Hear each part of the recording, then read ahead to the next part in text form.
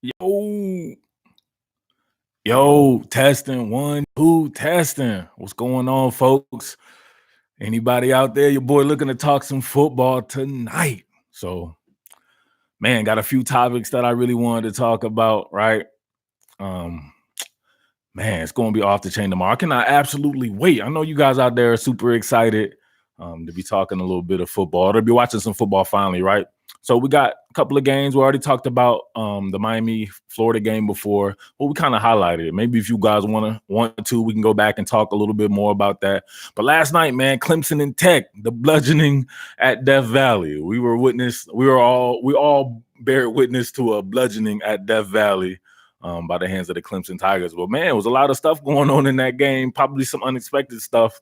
A lot of people probably have to eat their words and stuff like that, you know what I mean? For really getting that. So I had some stuff that was kind of on my mind, something that I wanted to revisit that I was going to check on before last year, right? So I wanted to watch the progress of Jarren Williams versus one Justin Fields, right? So 2018 Cats, state of Georgia, you had Trevor Lawrence, Jarren Williams, Justin Fields, Emory Jones, all these guys like that. But I looked at Fields and Williams as kind of a juxtaposition of each other, right? You got one dynamic athlete and you got one guy who may not be rated as high, but I thought from a pure quarterback standpoint that, man, he was every bit as good as Justin Fields, if not better. So we can talk about that. I know you guys love to talk about Justin Fields out there. You know what I mean? Cats be talking about Justin Fields like you wouldn't believe. And I had a little bit of other stuff, man, but you know what I mean? I want to talk to the people, baby. It's Friday night. Your boy's geek. I want to talk to the people, man. I got time. We can chat it up. Ask your boy any question.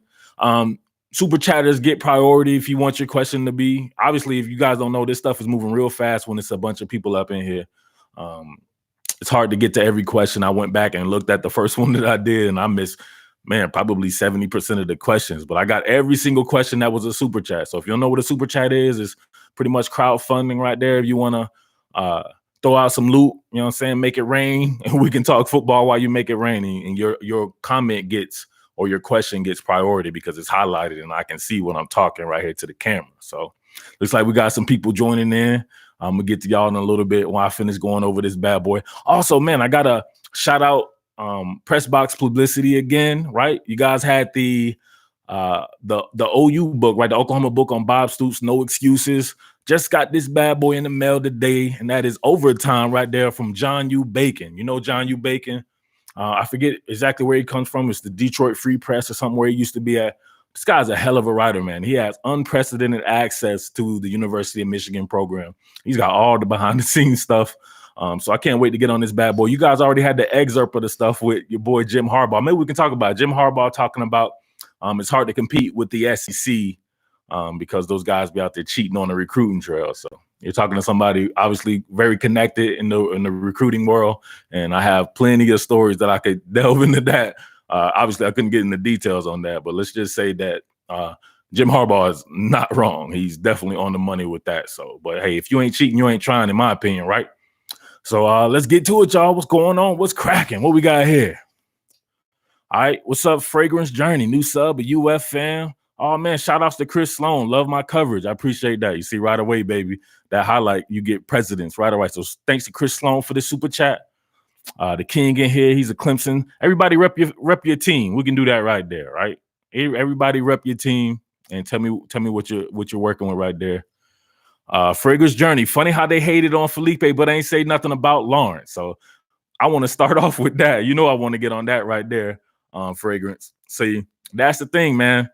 When you guys are talking about these season opening games, right? Oh, first of all, how am I sounding? You know what I mean? I don't know about this stuff. How am I sounding? I sound good out there? Somebody let me know. I sound like I'm mic'd up.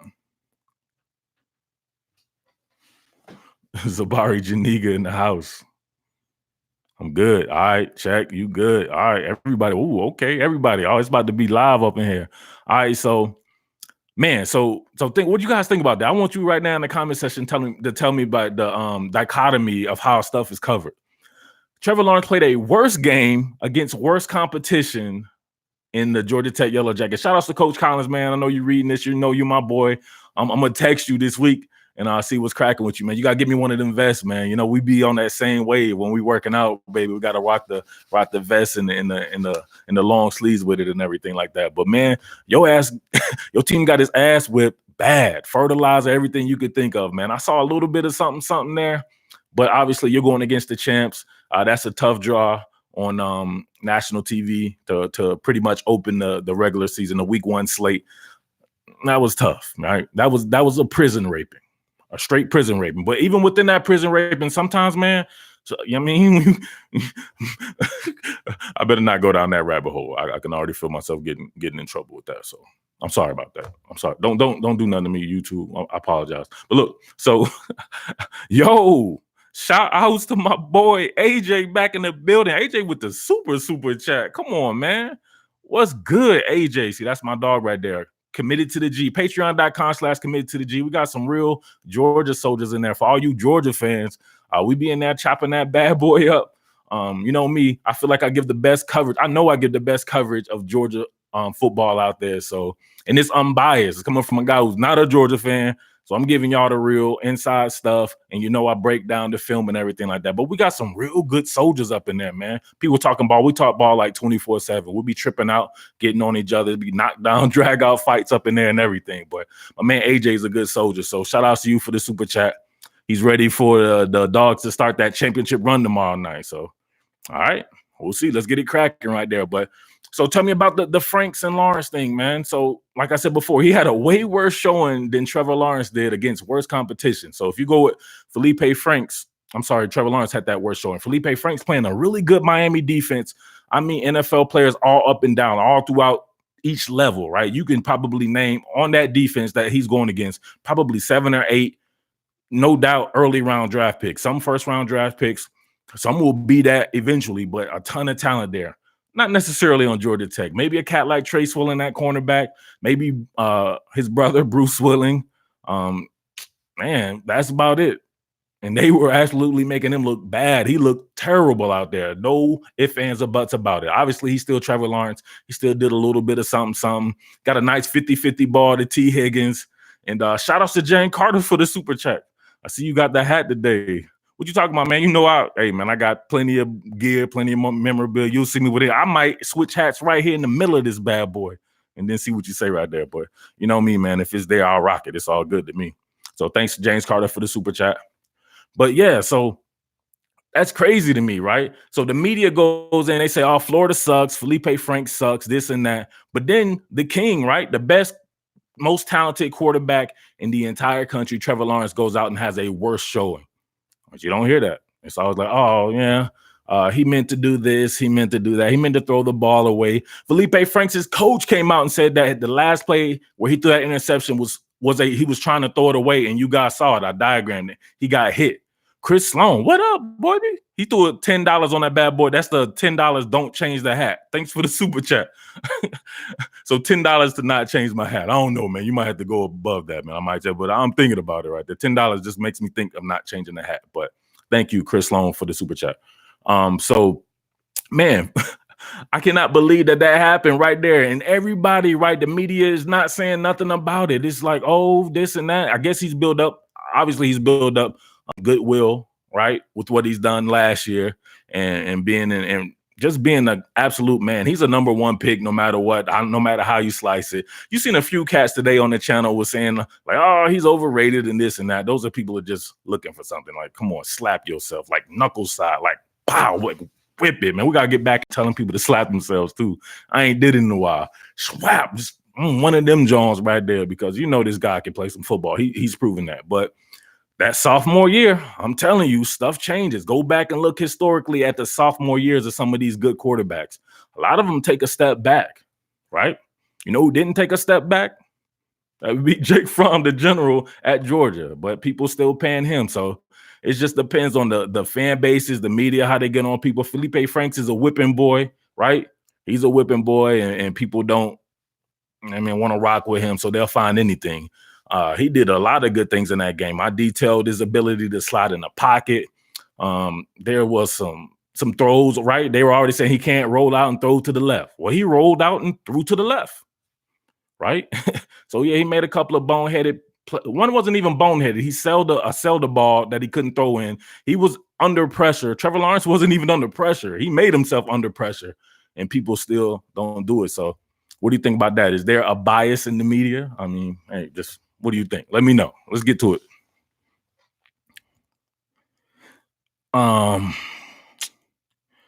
Obviously, always we got people up in here that, you know what I mean? So, man, I was told to make some people some moderators and stuff like that. We should get on that right there. So we'll get some people up out of here. People, that's what they want to do. Ryan Mel, what up, baby? What's up, Ryan Mel?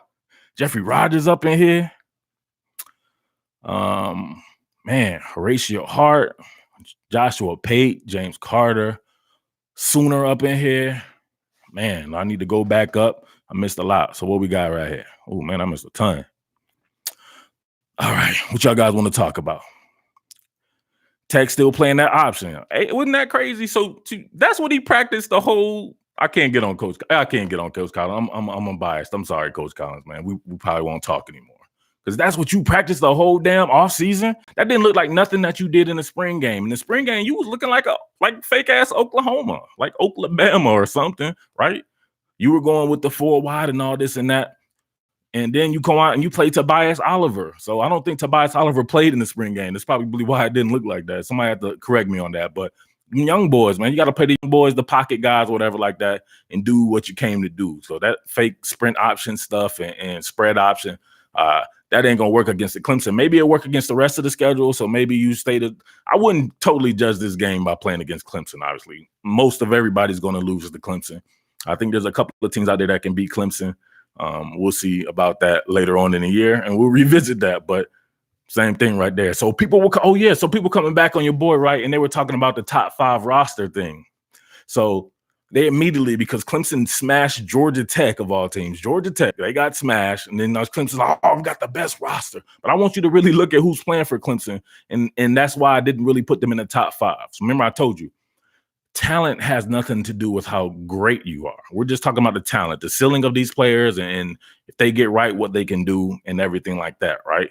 So obviously we know Clemson is one of the best coaches, if not the best coach team. They've developed players and everything, but they're not working with the best of talent. You got these cats out there like James Skalski and Logan Rudolph and Nolan Turner, Mike Jones, a whole bunch of cats that you would not see playing at the University of Alabama or LSU or Georgia and places like that, where they have nothing but elite 5 and 4-star talents, right?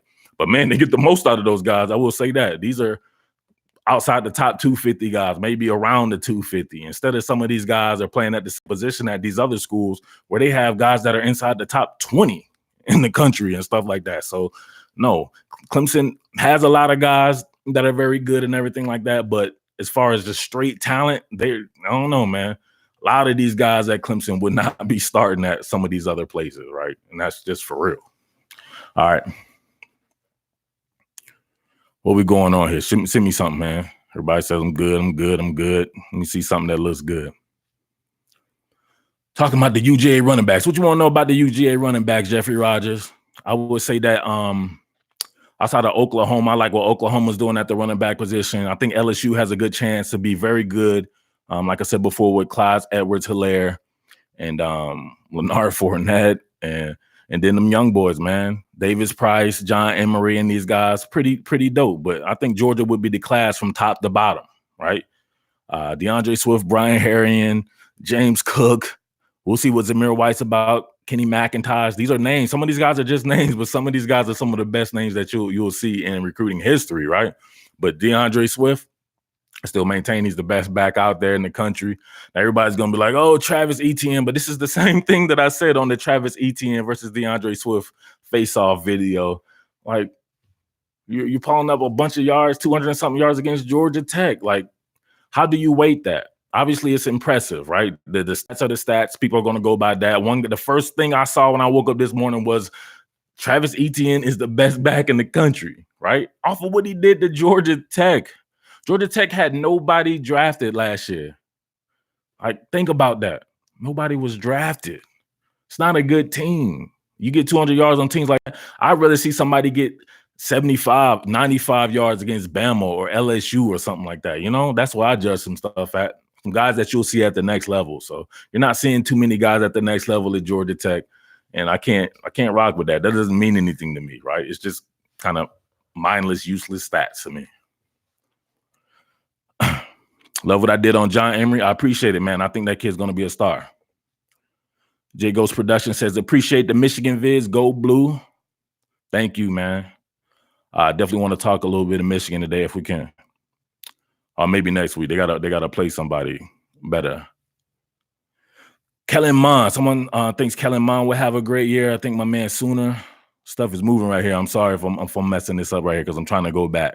Maybe I should just go forward because it's messing up right there. The Tua effect will get Trevor Lawrence. Can you explain that, OJ's white Bronco? Better clean that Bronco out too, Playboy. Chase Lewis says, hey, man, love what you're doing. Keep it up. All I have to say is Clemson defense is so talented. Still, I see good things from them this year. Oh, yeah, no doubt about it, man. Clemson is the class of the class, no four.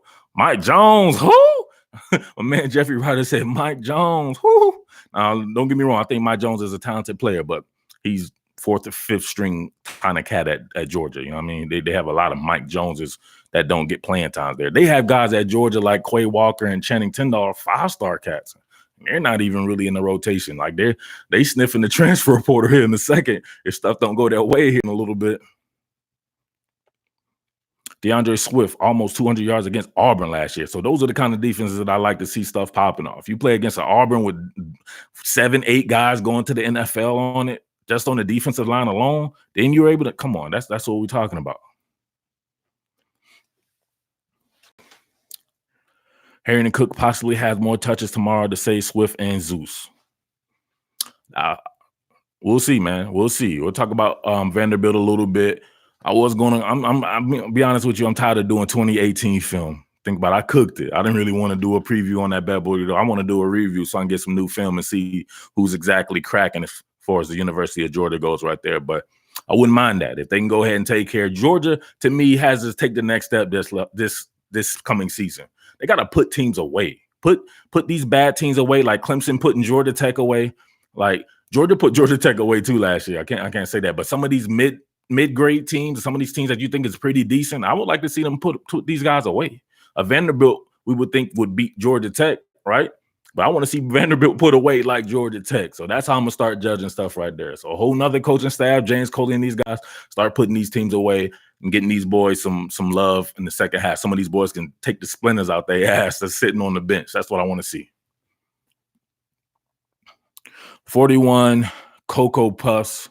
Yo, Murph, love your film reviews. Sophomore running backs, Keontae Ingram, Ricky Slade, Jamar Jefferson, your choice.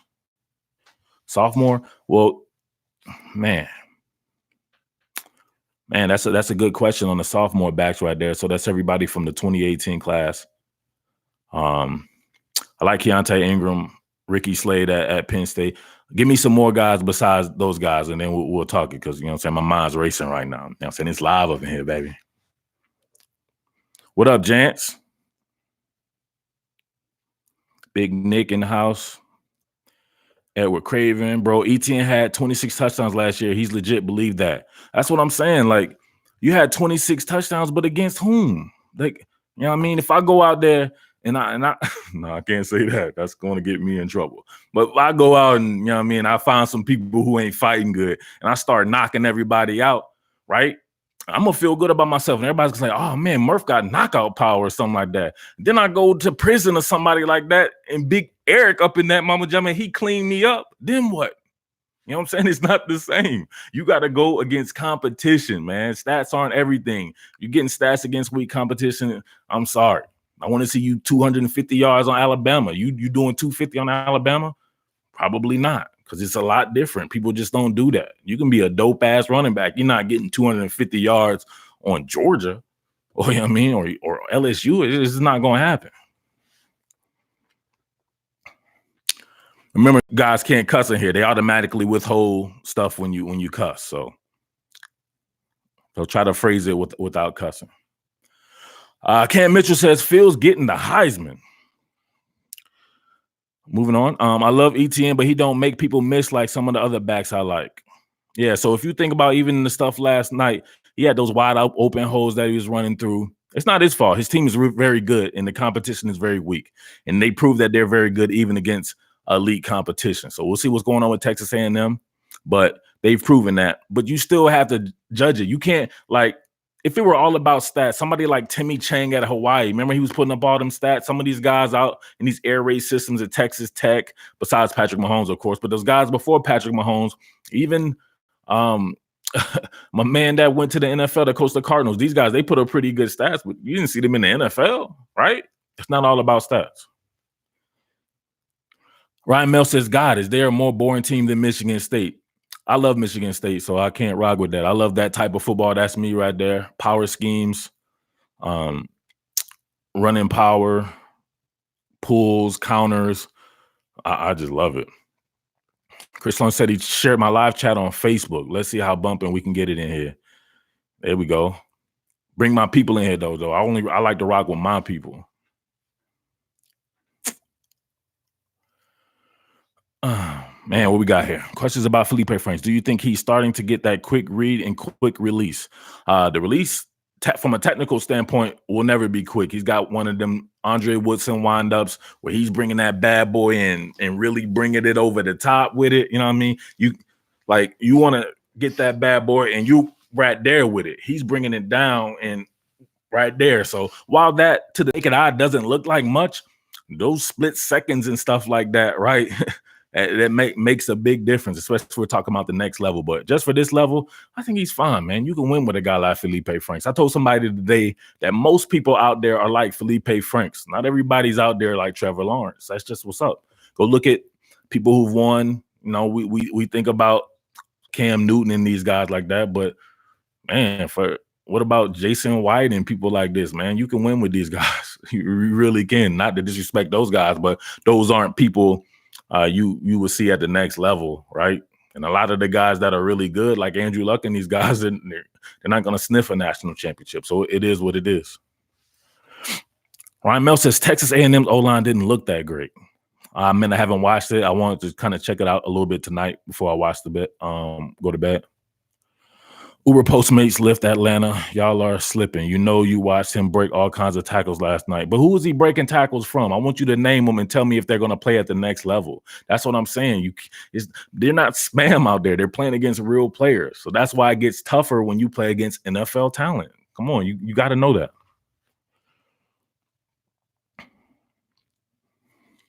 Texas LSU, Texas A&M Clemson, week 2 is going to be awesome. Man, I can't wait.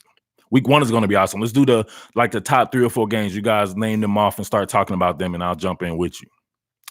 Jonathan Taylor is a first-round back. Yeah, man. I think Jonathan Taylor is a first-round back. He's got that deep, that long speed too, right? Power, the long speed. He can make you miss a little bit and everything. So Jaleel Johnson up in here. We know what Jaleel's about. He's about that Clemson. Bro, that open field tackle that Georgia Tech player made on Etienne in the second series after he dropped the punt, Etienne probably going to be a second-round pick because he doesn't make people miss and a lack of hands. Wow. What Jaleel Johnson is this? Jaleel Johnson, somebody took over Jaleel Johnson's account because Jaleel Johnson, I mean, he's super Clemson. But that's fair right there. That's not disrespecting Etienne. What he said right there in his evaluation, that's true. He very well could be a first-round pick, though, depending on what somebody wants. If they want a DeMarco Murray type, like my man Alpha Dog compared him to DeMarco Murray, I thought that was an apt comparison. I usually don't roll with anybody else's comparison, but I thought that was perfect. Just like a DeMarco Murray. Got that straight line speed, not going to make anybody miss, suspect hands. But a very good player. Has good vision and can break them long ones. So what do you like? Good job, Jaleel. Lake Richard says, thank you for answering my question. I'm just reading. I forget. I don't know if you're being facetious. Hopefully I answered your question. Murph, as you requested, more 2021 running backs, 2018 recruits at running back. Zamir White, James Cook, TJ Pleasure, Asa Martin, Master Teague, etc. Man, so if we go back and look at the 2018 backs, man, a lot of these guys we're talking about haven't really received their chance right away, right? James Cook, I love at Georgia. Alvin Kamara clone.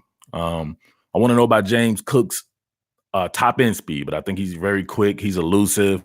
He's more powerful than people think. People up there, I don't know why people always put their narratives on everybody else. Like they're like, James Cook's gonna get hurt because he's too slight. I'm like, just because you gonna get hurt, you might get hurt walking through the grocery store or something like that. He ain't gonna get hurt. He played football, right? Now he did get hurt, but it wasn't from like a contact injury, some foot injury or something like that. But as far as physical contact, he's fine. Now he's put on some weight in the second year. And watch, the kid's about to bust your ass. TJ Pleasure, I want to see. TJ Pleasure, man. Dang, man. Hopefully, I don't see old boy in the transfer portal because it's really thick at Oklahoma. Marcus Majors and Kennedy Brooks and Trey Sermon. Like, where do you get time at in a backfield like that? Like, you know what I mean? But TJ Pleasure has some skills. I watched him play live at the IMG Academy, so I think he's skillful. T.O. Oregon versus Auburn, low-scoring game, in my opinion. Yeah, man, those defenses, I don't know, man. Those high-scoring first games, you don't really see it. Shout-outs to Edward Miller, baby. Boomer Sooner, baby. Shout-outs to Edward Miller for the Super Chat. My man. Auburn or Oregon. Man, I went back through the archives last night, and I was looking at some just looking at some of the film. I just like to look at the offensive and defensive lines to really know what's going to go on in these first games right here. So people don't understand that. That's the determining factor on the early games. I tell you all the time, offense is about rhythm, defense is about hustle. So you can hustle faster than you can get in rhythm. So that's why some of these offenses don't start out good. It's just what it is. So I wouldn't fret at Florida. I wouldn't fret at Clemson and places. We saw that with Clemson last year. Clemson was struggling last year against some weird team to start the year. It was like Georgia College of Arts or something like that, and they were struggling right there. And you saw the game against A&M. Think about this, man. Everybody pined on Clemson last year. The Alabama fans were the worst. They was like, "How they gonna beat us, man? How they gonna beat us, Cletus? They almost lost to Texas A&M, and we killed them." What happened? Yeah, they killed you too. So come on, man. You guys can't do that. It's early in the season stuff. I don't care about that.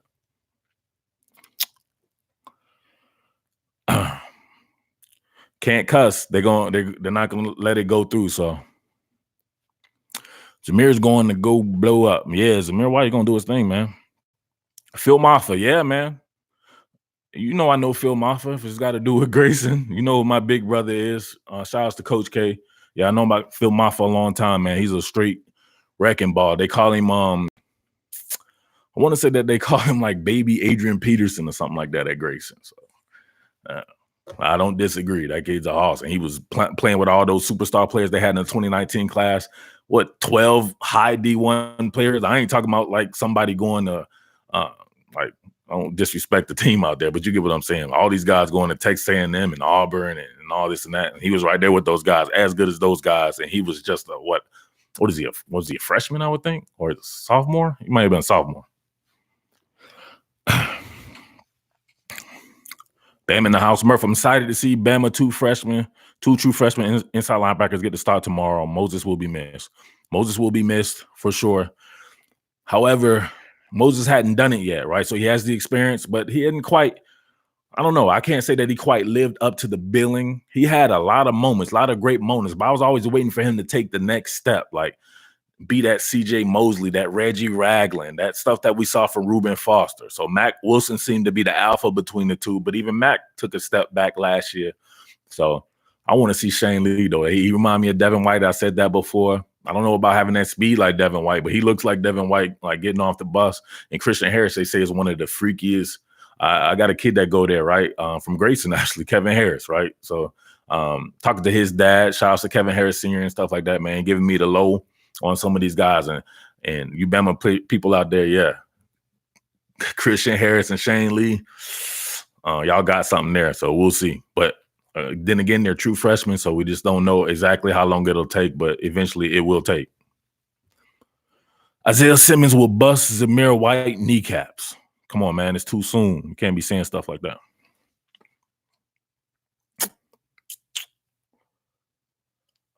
Sir Dior says nothing. Sir Dior, you better watch it, fam. You're going to get blocked. Jonathan Taylor from Wisconsin, from Freddie G. What up, Freddie G? He's the truth, man. He's the truth. I'm not watching the game right now. Is it on right now? That's why everybody keeps talking about him. I like Jonathan Taylor a lot. You know what I mean? And y'all know I mess with Big Ten heavily. So I remember Jonathan Taylor and DeAndre Swift at the same regional camps. They're both from, you know what I'm saying, that upper New York area, right? So one's in New Jersey, one's in Pennsylvania. Philly, obviously the Philly Flyer. So look, you Georgia people out there, my boy Les Vegas right there had requested the white Philly Flyer, John. Y'all can see it right there. I finally got that bad boy done. So let me know y'all get on that white Philly Flyer right there and represent. But yeah, and man, DeAndre Swift was the dude, right? Everybody knew Swift, and Taylor wasn't as highly rated, but man, Taylor was every bit as good. And he might have. I don't know. We have to look that up. Somebody look at the track times and see if Jonathan Taylor has better long speed than DeAndre Swift. Obviously, he didn't have them muscle relaxers like DeAndre Swift. And DeAndre Swift has power like Jonathan Taylor, too. So that's why we'll put DeAndre Swift a little bit ahead of him. But not much. Not much at all. You know what I mean? 1A, 1B type. Sam Howell, what do you think about his chances against USC? I like Sam Howell. Got to see him. I think he was one of the quarterbacks in like this tournament that here in Atlanta. I think he played for one of these teams, one of these coaches that I know, like 7-on-7 stuff right there. And he has a lot of moxie and a lot of poise and everything. I would have actually liked to seen him going, you know what I'm saying, stuck with FSU, but hey, it's not my life. But that would have been pretty cool right there. He could have unseated James Blackman. You know what I mean? You don't know, but he has a lot of moxie, a lot of poise. He seems to be one of those football head cats that really studies the game and everything like that. So I would like to definitely see his development there. But we'll have to see what UNC's roster is like. I mean, maybe not that much talent there for him. I think the running backs are usually pretty good there, though. Edward Craven, thank you, baby, for the super chat. My man. My take on T-Law struggles. I already did that, but I'll do it again for you with the super chat. So I diagrammed the interceptions there, and the first one, right, with the out route going on, that was a good disguise of coverage right there, right? So my man went from a press technique, right? It looks like he was going to be pressed. Then he went to a free release, but he opened up the gate and bailed on him, right? But then opening up the gate and bailing, he squatted, right? He squatted. He didn't completely open up and bail out, you know what I'm saying, like he would before the snap. He bailed with them and then stuck that foot in the ground. And Trevor Lawrence already had his mind made up to throw the out route. So that was good play by my man Trey Swilling, who I've done content on. Shout out to you, Trey Swilling. You hit me up too. But behind the scenes, it told me you like my work and everything. So thank you. But that was a good play by him. I don't know what the second one was. They say he was trying to throw it away or something like that. But to me, why would you throw it away that far downfield? Like, just throw it away 7 yards past the line of scrimmage or something like that. You trying to throw the ball 80 yards away? That didn't make sense to me. It sounded like a kind of a spin on it or whatever like that. That's just my opinion on that. So, but he was pressing, man. I don't know. You get that type of publicity and people telling you the best thing since sliced bread. He getting the Andrew Luck, Matthew Stafford treatment, right? Well, we know he's the number one pick when he comes out. So maybe reading his press clippings or something like that. But I think that's good, right? I would rather him do that, right? In a win, a blowout win to show you how good Clemson is or how bad Georgia Tech is, but be able to get that out the way right there that he can get back to ball, man. And he's Trevor Lawrence. You know what I think about the guy. I told you before, he's the greatest player I've ever seen play football, period, right? He was doing this in 8th, 9th grade. He could have been a 9th grade starter as an 8th grader. And they had Miller Forrestall at quarterback at Cartersville. All right, come on. Edward Miller, thank you. When can we get the Jumpman shirts? Man, you can get the Jumpman shirts right now, baby. murphbaldwin@gmail.com. All you got to do is email me, right? And we can go from there. Or you can go ahead and skip right to it. The shirts are $30. Hit me on the PayPal, murphbaldwin@gmail.com. PayPal, family and friends option, $30. And then put in there your size and then your address, and I'll get on it, baby. Obviously, this weekend's going to be kind of tough, but I'll make it work. But thank you for the super chat. Swift, man. I'm a big fan of his. He has it all, says Jaleel Johnson. Ryan Mel, what up? Can you imagine DeAndre Swift in the Kansas City Chiefs offense? Oh man, a pass catcher like that. DeAndre Swift could be a All-American wide receiver for real. Like, he won't. He looks funny, right? A little bowling ball cat. I think DeAndre Swift needs to shed a little bit of weight, right? Definitely has that Marshall Faulk thing going on. Coach K had a real good comparison of him to Marshall Faulk, and Marshall Faulk always had that type of body as well. I think a DeAndre Swift around 210, maybe 208, 207, looking cut. He's still going to have that power because he runs with that aggression, and he still got the muscle relaxers, right? He'll relax the muscles, baby. You sleep good that night, but that right there, I think that could take him to the next level. And maybe that's the reason why he keeps getting nicked up as well. I don't know what his weight is right now. I was told that he was down in weight. But when I see you getting nicked up with soft tissue injuries and stuff all the time like that, either your diet is not on point or your weight.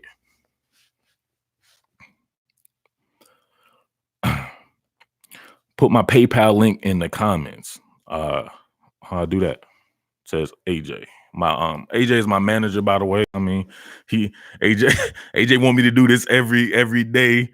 AJ got me thinking. Now that I've done it, and I've seen the some other people do it. I watched that thing called Jawline. Anybody see that on Hulu about those kids doing the live streaming and stuff like that? They just live streaming and lip syncing and stuff like that. I'm giving you real stuff, baby. Come on, you got a super chat with your boy. I'm giving you real stuff. The other dude, they was on there lip syncing or like in sync songs or something like that, doing stuff like that. I ain't got to do that. But if you want me to, I might. Swift reminds a little bit of Matt Forte. I don't really see that. I think like a Zach Charbonnet. Like I really definitely like to hit upon guys with their height and weights and stuff like that. Matt Forte was a tall, angular cat, so he's not gonna be able to do a lot of the stuff that DeAndre Swift can do at 5'8". He's a legit 5'8", like for real. Like I've been around him. I could tell you a good story. When should I tell the story on live? This would be crazy, right? You'll have to super chat that for real. I wrote shots: Keely Ringo or Elias Ricks. Keely Ringo, not playing the best of competition out there. Definitely a talented cat. I would like to see perhaps what Keely Ringo can do, like an outside linebacker type, like the kid from LSU that's coming in right now. I forget his name right now. Defensive back cat, but he can play all over the field. Like Keely Ringo's already like 205 pounds. Imagine him in a couple of years of going through a strength and conditioning program at the University of Georgia. You know he's going to put on some weight. He could be 210, 215 pounds. And I challenge you to find 210, 215-pound cornerbacks in the NFL, right? You may find one or two, but you're not going to find many. Chris Sloan, who starts Georgia's receiving corps this year? You want me who I think should start or who's going to start? Because it's looking like it's going to be maybe like Tyler Simmons, Demetrius Robertson working out of the slot. How you feel about that? Demetrius Robertson in the slot. That's what they did to McCole Hardman, right? So to me, Demetrius Robertson is not that type of receiver. He's an outside receiver. He's a take the top off Deshaun Jackson type. You almost stifle him by putting him in the on the inside because I don't think he's that physical, right? So I like my physical receivers to be on the inside. Everybody talks about these guys like Julian Edelman and all these boys like that. That's why I really see a Kyrus Jackson or a Don Blaylock, one of those running back types, like built like a running back. Throw him the ball, let him break tackles, have him two-way goes, work them on the drags, work your mesh concepts and everything like that, and get them in space like that. I want to see Demetrius Robertson run, Demetrius, run. I just want to see him do that. That's all I want to see. So put him on the outside and let him work, right? But him in the slot, and then man, you guys gotta help me out right there. One of the returning cats. I don't know. It's not going to matter. They're going to rotate so much. Lawrence Cage is going to be in there. We'll see George Pickens, definitely for sure. But man, you got to factor in also Charlie Werner. He needs to be getting the ball early and often. He's a mismatch out there. He's a whatever you think somebody else is. He's a damn good athlete. He was playing safety and everything in high school. Come on, man, get Charlie Werner some love.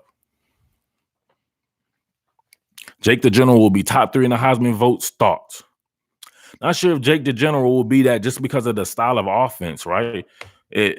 How many people from a pro-style offense have been right there in the Heisman? Jameis Winston was the last cat I can remember. Other than that, man, it's tough to beat some of these spread teams and some of these quarterbacks playing against softer defenses and stuff like that. So I think it'd be tough. Would you rather him have the Heisman or the national championship? You let me know. G Grace Bama boy. Murph, I like your channel. No silly stuff. Respect. Hey, man, thank you for the super chat, baby. Yeah, I appreciate that, man. No fluff over here.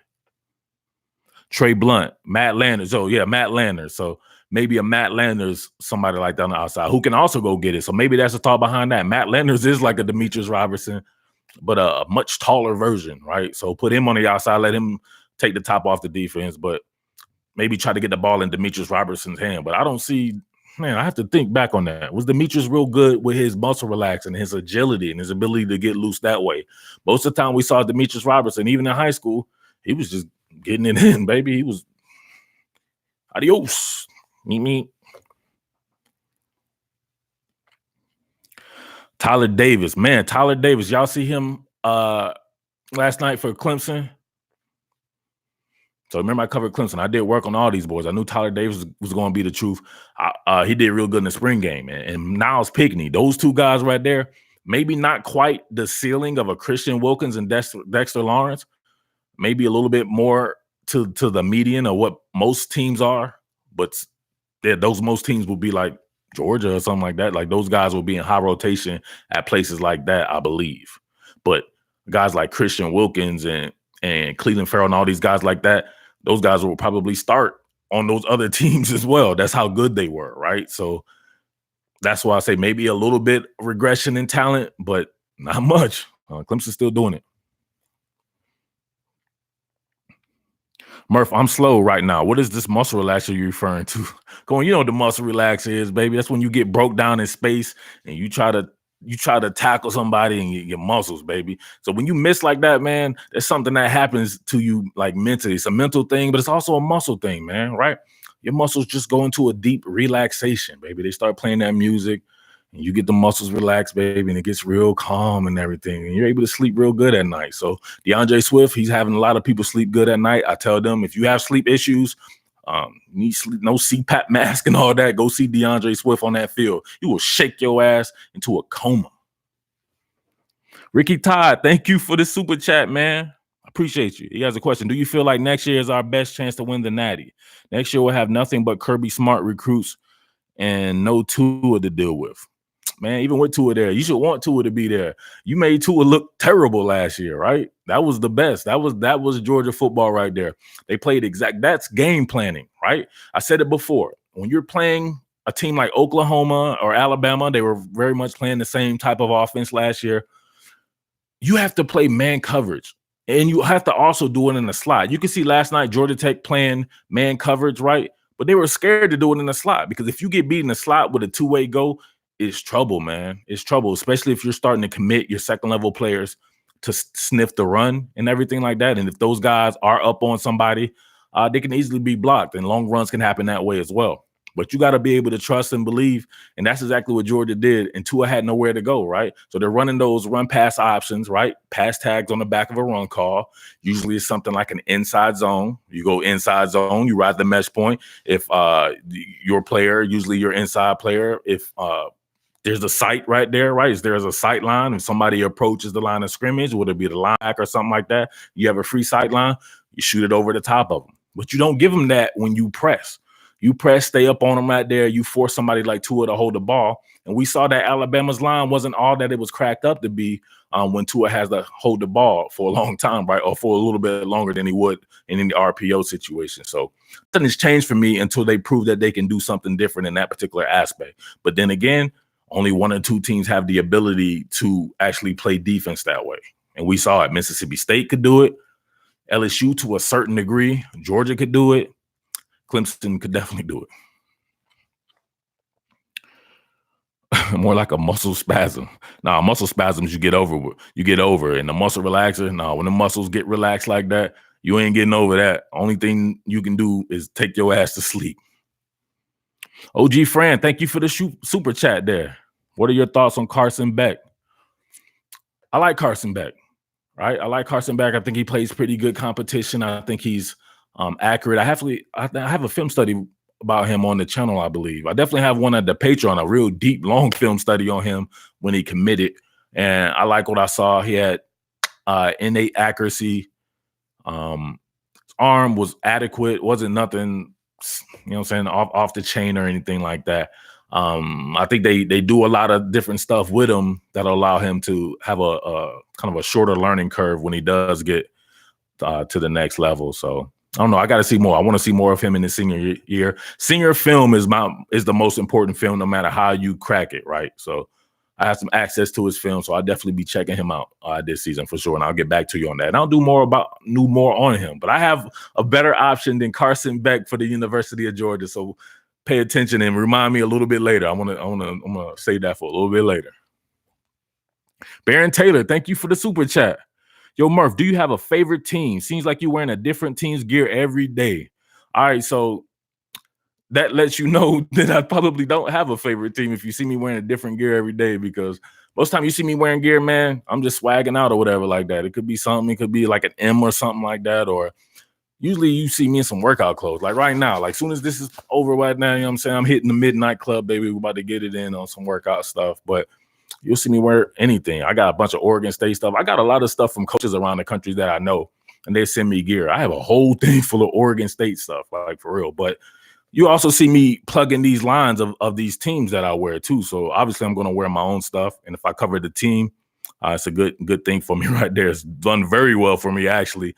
A lot better than I ever thought it could be. So that's huge for me right there. So got stuff on Georgia, LSU, Oklahoma, and these teams I cover in Florida and stuff like that. But if I'm being honest about it, I grew up a fan of the Florida Gators. So I know it may sound funny to people right there, but that's what it is. That's why you can say that I'm unbiased as hell, because nobody knew that. I never wanted to tell nobody, because people automatically discredit whatever you do, but you can't do that, right? I never even had Florida stuff up on the channel. So I used to tell people that all the time. I was like, I'm not even covering any team that I'm a fan of, because I just want to be unbiased in my approach. So I feel like I can be even unbiased covering the University of Florida. I'll tell you what's real no matter what it is, right? When I'm behind that microphone and in that film, it's about the film. It's not about fandom or anything like that. So even that being said, man, I just enjoy college football and football in general and anything else. But it's a business and a job for me, so I take the fandom out of it. So if you want to be real about it. But thank you for your super chat, Baron Taylor. Edward Craven, thank you for the super chat. Best college football content on YouTube. Clemson Tigers on top. Who wins the Heisman in your opinion, besides a QB? Dang, man, I hate doing stuff like that, baby. Let's get some film, man. Let's get some film. Then we can really address it. I want to see what some of these new schemes look like. Somebody could come out of nowhere. Who thought Kyler Murray was going to win the Heisman before last year? That's how it works. And you got to be able to see these things. But if I'm going off the dome, somebody besides a QB, man, it usually goes to a team that are winning for the most part. Who's going to win? Maybe Jerry Jeudy, CeeDee Lamb, somebody like that. If it was a running back, maybe Jonathan Taylor at Wisconsin, because he'll be what's popping on his team. And if they can win enough games and he can really pace it and start breaking off 150, 200-yard games and stuff like that, maybe him. Travis Etienne, right? He had a great launch off yesterday. And I would think that he would definitely be in the mix as well. So Joshua Pate says Seminoles. There you go.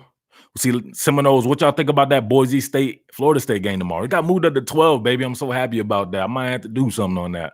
It'll be the first game I'm popping with tomorrow. You know, that's going to be pretty cool right there. So I wouldn't automatically think Florida State is going to beat Boise State. Boise State is a mother. That's a tough game, right?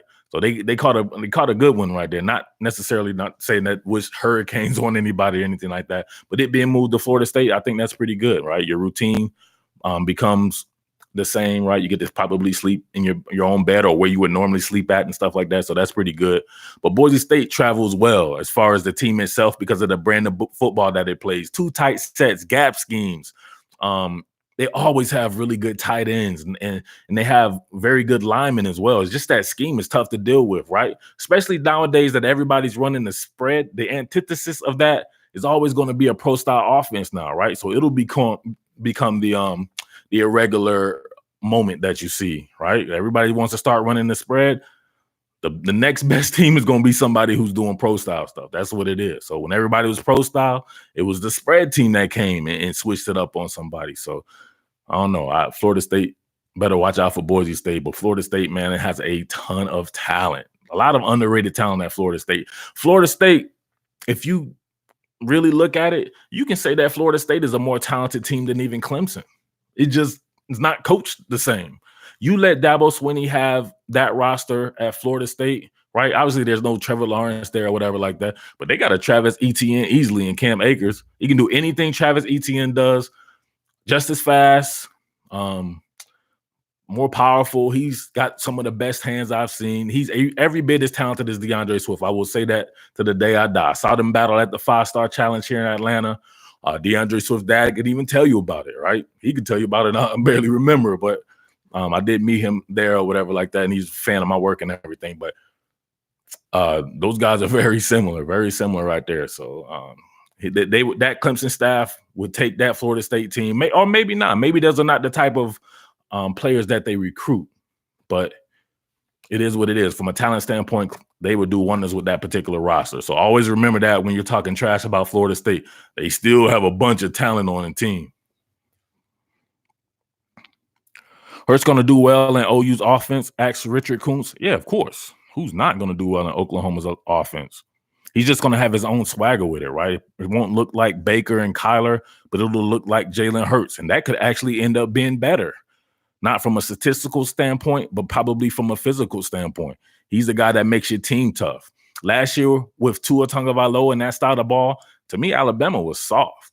I knew as soon as they got up against Georgia and Clemson and these teams, I knew for sure Georgia was going to knock them off. So I was wrong about that, but I was almost right too.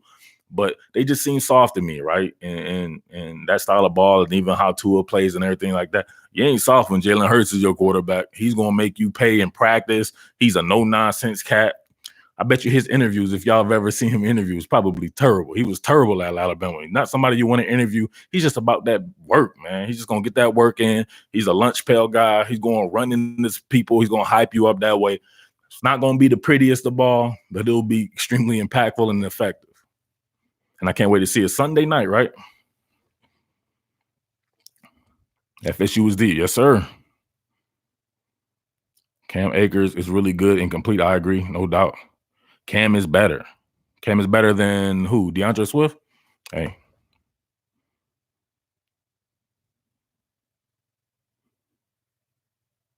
Murph, you're from Gwinnett and no red and black in your blood.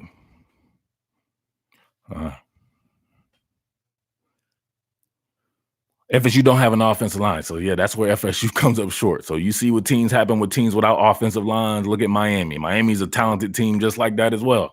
But it's tough to play without that offensive line. But a lot of teams don't have defensive lines. So we'll see. But sometimes you can scheme around that. And maybe Kendall Browse is that guy to help scheme around that with the shorter passes and being able to really work that.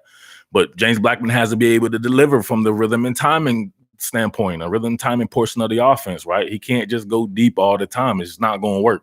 Eventually, you're going to start seeing coverage. Maybe that's what you want. You want to see two high safeties, right? You want to see split safety looks. But most of the time, I'm going to press up on there and force this man to make a quick decision. So make him bolt and leave the pocket. And I don't think he'd be as effective in that manner. What UGA player needs to step up to take the next step this year, says St. Louis Dog fan. Then who needs to step up the most? Somebody needs to step up along the defensive front as far as getting organic pressure. Somebody who's a complete game plan wrecker. So DeAndre Walker was very good at it, but he wasn't elite at it. But you saw how his impact affected Georgia's defense. So I would like to see 2 or 3 players step up along the line of scrimmage. So I would say somebody like Malik Herring. I think he's lunch pail guy, extremely talented. He's just one of those guys that gets the most out of his gifts, man. I love me some Malik Herring. And I think we shall see him step up, and he will definitely make major impact there. But those edge players, man, Zizo Ojulari and Adam Anderson, Jermaine Johnson, Nolan Smith, these guys. But watch Walter Grant end up starting. Ain't that something? And Robert Bill. Watch these guys being high rotation. That's crazy. So let's think about it. Robert Bill's a 5-star, right? I think he was a top 10 player in ESPN 300. Anybody heard of Robert Bill outside of Georgia fans? That lets you know these guys are loaded, man. Or they're not developing or something. I don't know. You let me know. Jaqual Black, what up, Murph? UGA D-line got me having cautious optimism. More caution than optimism. Why, man? Tyler Clark, David Marshall, Michael Barnett, Malik Herring, some of these young boys stepping up in there. Man, think about Julian Rochester. There's a lot of bodies there. These are a lot of top 100 players. Some of these guys are top 50, top 20 players. Trayvon Walker coming up in here. And then you got to think that UGA will be in a lot of four-man fronts as well, right? So then you take some of those guys out, and you'll have your Jermaine Johnsons and people, Nolan Smiths and Azeez Ojularis and these guys in four-man front. So when you reduce it down like that and you put just an even front there, you got endless possibilities. Like I said before, the number one roster in all of college football is in Athens.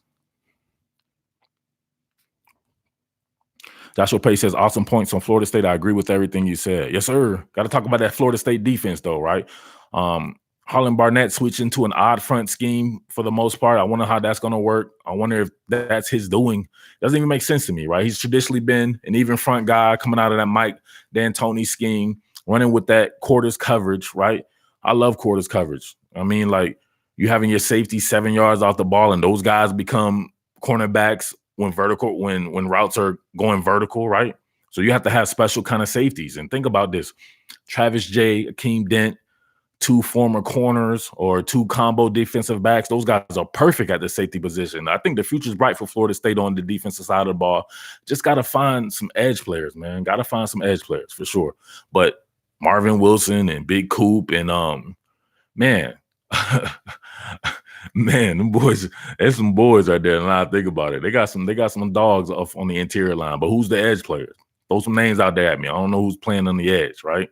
And True Thompson. Shout out to True Thompson from Grayson, right? True Thompson. Watch out for that boy right there. Don't sleep on big boy right there. True Thompson is a monster. Josh Kane, though, he is still there. Josh Kane, though. All right, so Josh Kane, though, is looking like his boy Robert Bill. Robert Bill, anybody know who Josh Kane is outside of Florida State fans? Just like nobody knows who Robert Bill is. Joshua Kane needs to step up. He was a lot different. When he came and played Grayson, he was the best looking football. No, pause, man. Pause. Some of you guys out there, some of you guys be saying some weird to me too up in the comment section and stuff like that, man. I don't know what I'm saying. I don't get down like that. You know what I mean? Not even in prison. You know what I mean? You don't have to fight me for mine. But no, for real, like Josh Kane, he looks like he put on a bunch of weight. He doesn't look the same to me. I don't know. He doesn't look the same to me. Definitely not like the a man that played last year. I forget what his name was, the edge player. That guy was the truth. Joshua Kendall needs to step. He doesn't even look like a pass rusher. He looks like kind of a base end now. He doesn't look like he has that same type of athleticism like when I saw him at IMG. I don't know. So we'll see. Throw some other people out there. Y'all know I'm tripping out with y'all. Just having some fun, baby. We here. We got a long time to go. Let's go.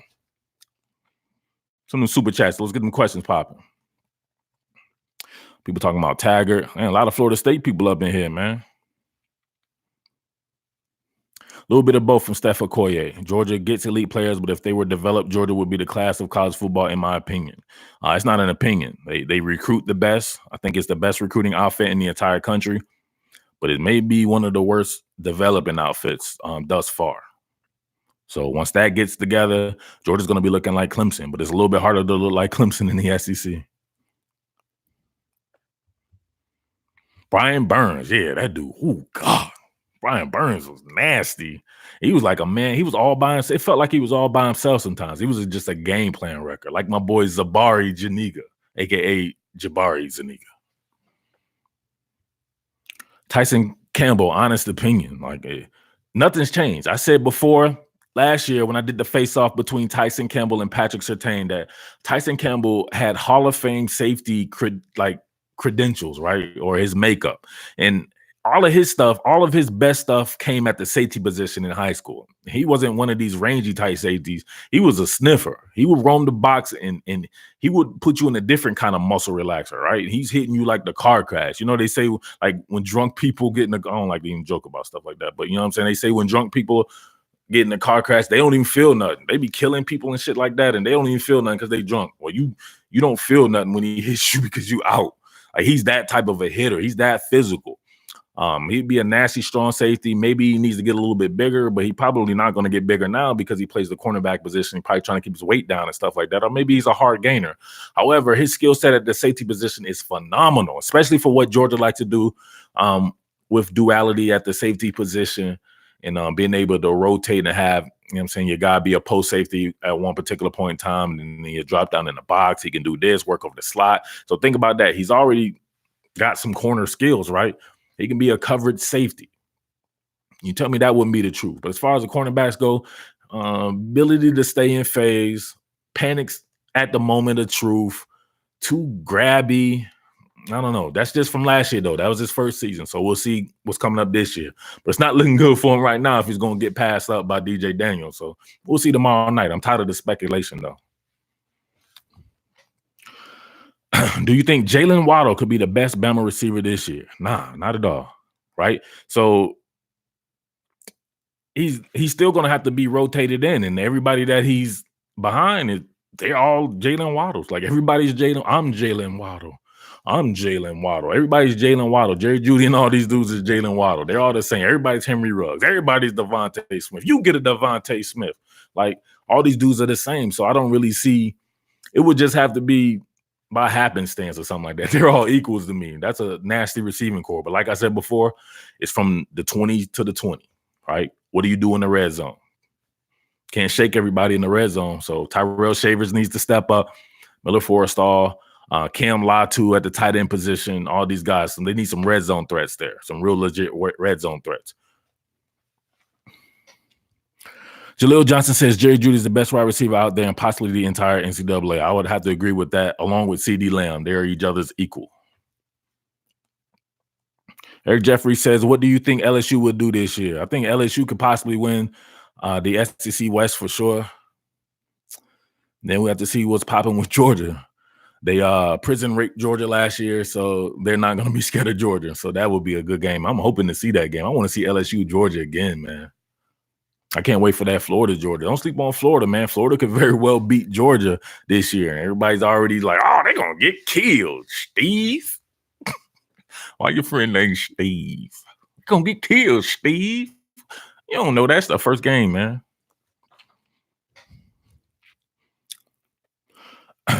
Clemson or Alabama, by the way, I like all your vids. Clemson or Alabama, meaning who's the better team, like right now?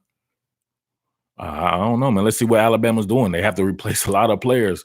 That's the thing. Everybody's always talking about, oh, so-and-so got to replace this and that and this and that. Like, think about your own team. Like, Alabama fans love to do that. But, man, Quentin Williams is gone. Isaiah Buggs is gone. Dylan Moses, all these guys, they weren't even supposed to be gone. They're gone. Matt Wilson left. Man, what's my man's name? The cornerback. I know everybody don't like him no more. Man, his dad's my friend too, man. His dad's on my podcast. I can text his dad right now. I pick up. What was the guy's name that he was getting? He didn't. Savion Smith. Thank you, Jan. Savion Smith gone. You got your boy gone on the offensive line, Jonah Williams and all this. Some people to replace at Alabama, baby. I know it's a football factory there, but it's still some questions to be had there. So I think it's very intriguing. This is a very intriguing football season. I didn't think last season was that intriguing. I thought it was going to be Clemson in Georgia, and whatever. I just thought it was going to be those two teams, and it very well could have been save for a few plays here and there or whatever like that. But LSU is a live dog, live monster, and LSU, I think, is every bit as good as any of these teams that we're talking about. George wants to know if he can be a moderator and can get a wrench. Nah, homie, you don't rock with your boy like that, man. That would be my man AJ and them. Something like some AJ, you out there? You want to be a moderator or something? What is somebody getting it popping? I'm not reading everything. Somebody talking trash or something. Lewis Cine is the next best safety at Georgia. Man, he looks good. I like that, man. What about Otis Reese and these guys though? I never did a Miami player breakdown. See, all right, so let me talk about let me see what this user. There you go. You got it. AJ. You got that wrench? Let me know if you got it. All right, so Miami, right? A lot of people don't know this. Like I might have to say it each time, right? Like I'm not like these mumble rap wanksters up here on YouTube and these fanboys or whatever like that wearing silly glasses and stuff like that. Like I come from a legit sports writing background. I can give my bio each time or whatever like that. Bleacher Report, Saturday Down South, Rivals, Scout. I've had stories in the USA Today and a whole bunch of different stuff like that, right? So not to mention that I was on a nationally syndicated radio show, right? So you hop in your car, you hear your boy Murph on the radio on a Sunday for Yahoo Sports Radio. Me and this kid, Chris Morales, for Yahoo Sports Radio. We talked about all the college football, kind of like what I'm doing right now. And then V Sporto podcast. I had V Sporto podcast like 3 years. So this is what I do. I've been a professional sports writer / media person for a long time. So I worked for at Rivals. I covered a few teams, and one of them was Miami. So I have a really good history with Miami. Covered them for 2 seasons for Gary Furman's CaneSport.com. Shout outs to CaneSport.com. If you Miami fans, make sure you join Gary Furman over there at CaneSport.com. But just I don't know, man. I had enough of Miami working at CaneSport.com. So it's nothing personal. I just don't really feel like messing with Miami like that. And that's funny. I did stuff on Jarren Williams. I told one of the first things that I did. Not first things I did, at least that season, right? Obviously, I know Jarren Williams. He's from right here in Gwinnett. Man, we can get into that right now. I'm glad you reminded me. He's from right here in Gwinnett. And Jarren Williams is the absolute truth at Central, right? So that's the district that I grew up in, right? Lawrenceville. So pretty much in that same spot. So I've seen a lot of Jarren Williams. And he has his high school quarterback. I mean, his high school coach is one of the best quarterback gurus you can find. I think he was the guy responsible for Deshaun Watson, right? So I think he was the offensive coordinator, quarterbacks coach in Gainesville, and then he got his own job at Central Gwinnett. So he's been tutored by the Deshaun Watson guy. He's got some skills, right? So I told Gary Furman and these guys, I wrote and everything. I was like, man, Jarren Williams is going to be the best quarterback on Miami's team. And this was last year when they still had old boy Malik, what's his name? Rozier, I think, something like that. I apologize, man. I had to get this stuff out of my mind because it was a bad time for your boy around that time, man. All kinds of stuff was happening to me as far as my professional life goes. So everything's good now, though. Everything's beyond good, as you can see.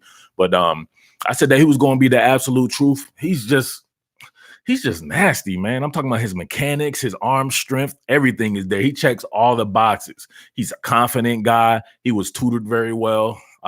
He played in an offense that was a spread offense, but had a lot of pro concepts in it. So he's able to do a lot of different things. And like I teased before, I thought that he was a better quarterback prospect than Justin Fields. Same 2018 class. So I want to follow their developments there. I want to see Justin debut tomorrow. Obviously, the debuts are way different. Justin playing against One Direction, right? He's playing up against a boy band or something like that. And your man Jarren Williams had to play against that Florida defense. But he still showed himself to do very well. So think about that, the prospects for Miami with Jarren Williams, I thought. So that's just one game, though. That's just one game. Maybe we caught lightning in the bottle or something like that. But I think that he'll be very good. But I think he's a better quarterback than Justin Fields. Well, obviously, Justin Fields is a superior athlete. As far as arm strength goes, I would say that they're about even. Accuracy, not even close. Jarren Williams is a more accurate passer than Justin Fields. He just has an innate accuracy. That's not Justin Fields' thing, in my opinion. He will get there, though. His ability to retain and learn, they both are really good with that. Leadership qualities and everything like that, I have to give it to Jarren Williams. So I don't know. We'll see. Maybe he ends up being better than Justin Fields, and nobody even know about Jarren Williams coming out. I remember he was committed to Kentucky, right? He decommitted from Kentucky like 8 times. It was crazy. He was stringing them along. He finally recommitted there, and it's all good. Then he like flipped some signing day or something like that. He did Kentucky dirty, right?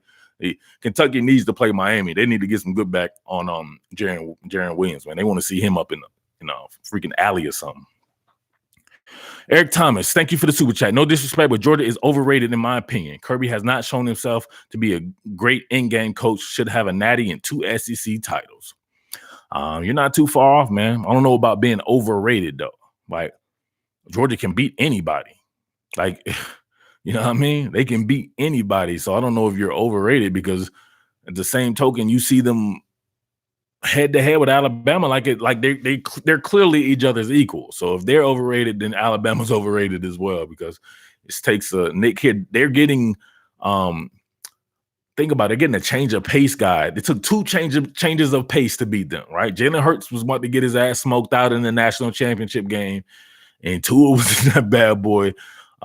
He was getting prison raped himself. So what? So you need to change of pace. There's no more change of pace for Alabama right there. So they're gonna have to win straight up. So we'll see what's going on right there. But I understand the sentiment. They should have more to their credit than what they have right now. So that's something that you can't argue against for real. So thank you for the super chat. And that's a pretty valid opinion. I'm pretty sure they're about to get in your ass in this chat though. Got a whole bunch of Georgia people up in here. What up, Pine Saw Lemon Scent? George says Miami has nothing to worry about until they play Clemson. I've been watching football long enough to know that. Can't underestimate people. Throw some people out on Miami's schedule. I haven't looked at Miami's schedule. Throw some people out on the schedule. I want to see who Miami's playing. Don't worry about Tate Martell. I'm sure his dad is rich or something. He'll be fine. What's up with that, man? Why are you getting on Tate Martell? Tate Martell in that role, like what's somebody named that guy? I was trying to name him last time. I forget his name. He came from BYU, the quarterback for the New Orleans Saints, who was moved to running back, receiver, H-back, and stuff like that. Tate Martell would be dope in that role. Tell me that wouldn't be the truth.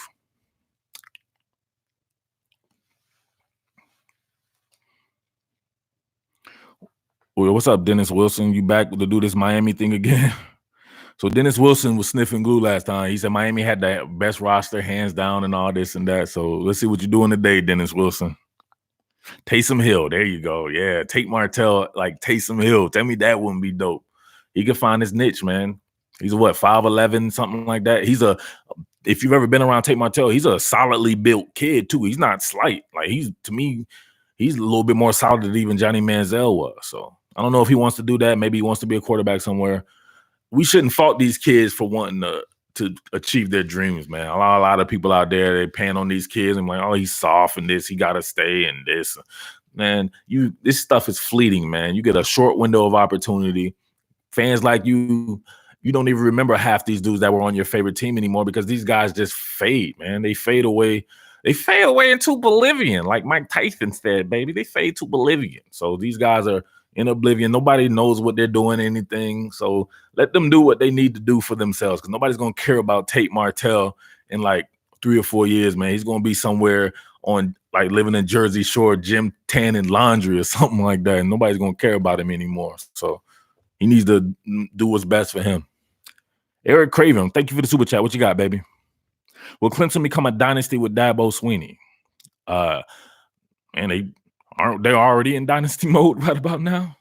They gotta do the back-to-back thing though. Isn't that a requirement for the dynasty? Somebody got to do it back-to-back like Nebraska did. So who's the last best dynasty? Right? Was it USC? Could you consider them a dynasty?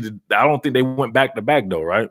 Texas got off in them and pause, and that was it. Tell me who's a dynasty? Oh, Alabama. Right? So Alabama's a dynasty, obviously. And could Clemson do that? Man, I don't know. I think Alabama came out of a time period. Who was the best team?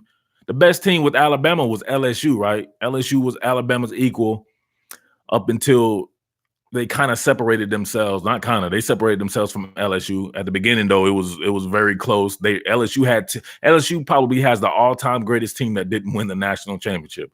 That team that beat Alabama and then turned around and was beaten by Alabama, go look at that bad boy. That's probably the greatest team of all time. Maybe the 2001 Miami, 2002 Miami, but it's close. It's damn close. So think about that. They had to get past them, and then everybody else was kind of easy pie. Maybe Georgia was a little bit on some years, was a little bit on, but Georgia couldn't get by Florida most of them years and stuff like that. With Clemson, I think Clemson's going to have a bunch of teams to deal with in the playoffs. So maybe they'll be rested or something like that. That's what a lot of people try to say. But I think still dealing with Alabama and Georgia, maybe in LSU, maybe if Florida State and Miami could get it together. But, man, some of these teams dealing with Ohio State, right? Michigan's a team I'm looking for to make the playoff this year, perhaps. It is what it is. So somebody out west is going to do something, I bet, as well. But yeah, they have a chance to become a dynasty, no doubt about it. It sets up well for them to become a dynasty. It essentially becomes like a 2 or 3 game season for Clemson. It's like Syracuse, maybe whomever they play out of conference, and then Alabama, Georgia, Michigan, LSU, or whomever they see in the playoffs. And don't sleep on Notre Dame too. Why we ain't never talking about Notre Dame? Anybody out there from Notre Dame? USC was technically back to back that year. They were trying to three-peat that year, I believe. Okay.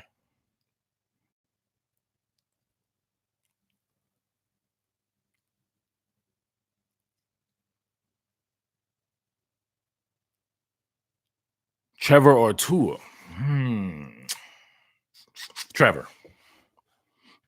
You didn't watch the thing. You must have didn't watch Top Billin last year. I already told you. I thought Trevor Lawrence was better than Tua Tagovailoa, and people thought I was nuts, like a nut job, nut bag. They call me everything under the sun. It is what it is.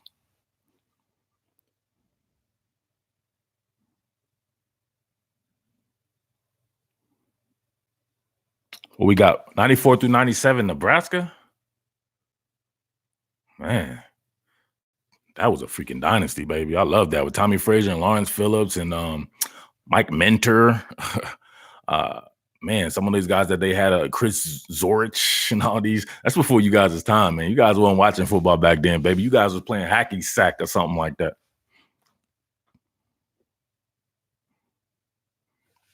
What we got? What we got? Might have met Trevor Lawrence in a restaurant. Cool. Where we at? Where we at on the thing? All right, so let's talk about some of these games, man. What you guys excited about until you give me some questions, man. Keep sending them super chats in. You get priority. But man, so off the rip, we talked about Florida State, Boise State a little bit. What's next? What's next? Duke and Alabama. Anybody think that Duke can do the unthinkable? I don't know. It's gonna be tough, man. It's gonna be tough, but Alabama at least gets kind of like a mulligan game, right? It may not have its best game, trying to work some people in, but I'm definitely interested in seeing them work in the new scheme as far as the offense to see if they'll go back to more being Alabama, right? Alabama needs to go back to being physical. Like it doesn't need to reinvent the wheel. You tried to be like Oklahoma and ended up getting slaughterhoused, right? Just be yourself. Just be yourself, right? I know you got the greatest quarterback in the history. Oh, thank you. Thank you for the super chat, Jared Grant. What do you think about Jordan Yates? Will he start this year at GT? Man, they need to start that dude who's the third dude that played?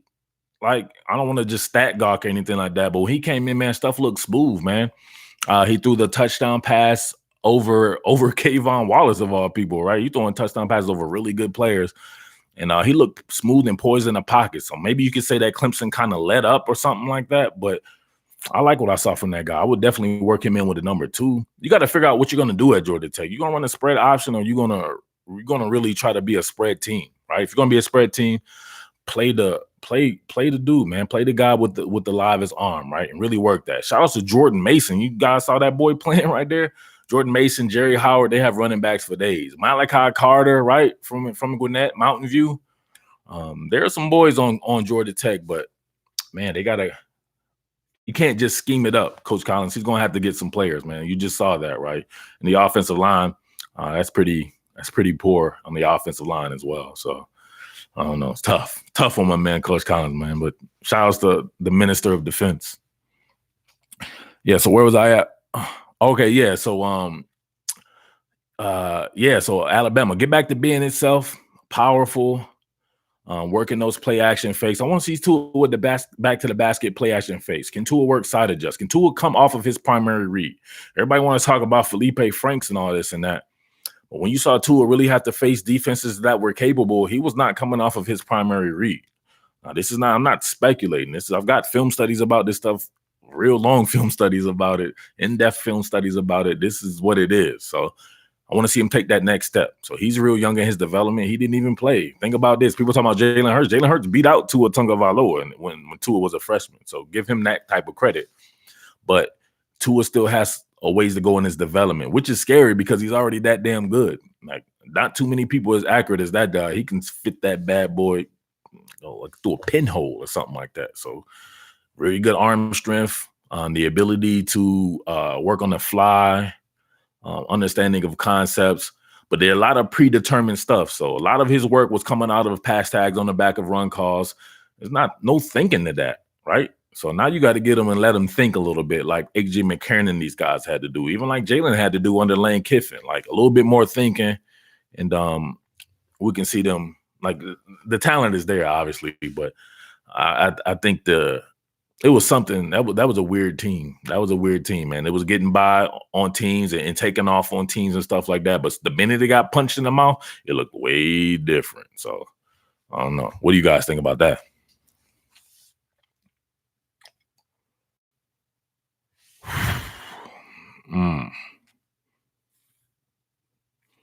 Kenya Lewis, what's up, bro? Shout outs to that Panther shirt, though. It's just a shirt, fam. It's just I love these what they call them, Nike Fly Rush Jones. I have a whole bunch of them, man.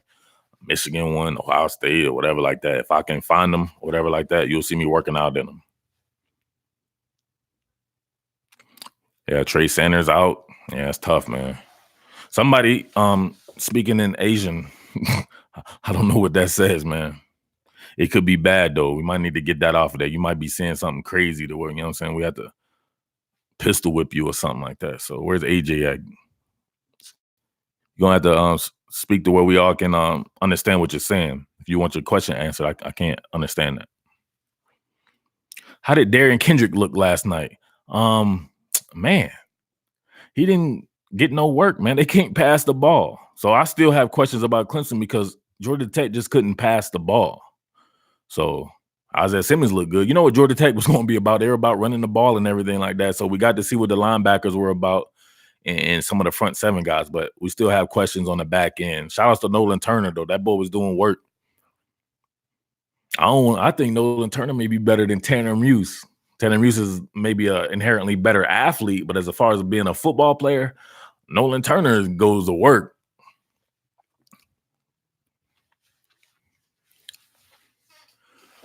The question is, do you think Georgia has any chance against Florida this year? Come on, man. Like it's Friday, baby. I know, you know what I'm saying? Sniffing glue is in vogue with, you know what I mean? You got to at least wait till after midnight. Of course, Georgia has a chance against Florida. Georgia can beat Florida, definitely. But they both can beat each other, I believe. Well, we'll see, man. Let's get some games under our belt and see what each team is working with. New schemes for Georgia, new coaches. And so we don't know.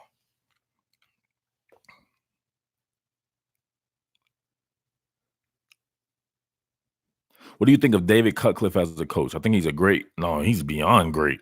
He's the most genuine, nicest guy you'll ever see. He was, man, I think he did end it up. I met him at Grayson. He ended up getting one of their players. I think he ended up getting one of their linemen. I think the starting right tackle 1 year ended up going to Duke. This was only a couple of years ago, so he's there right now.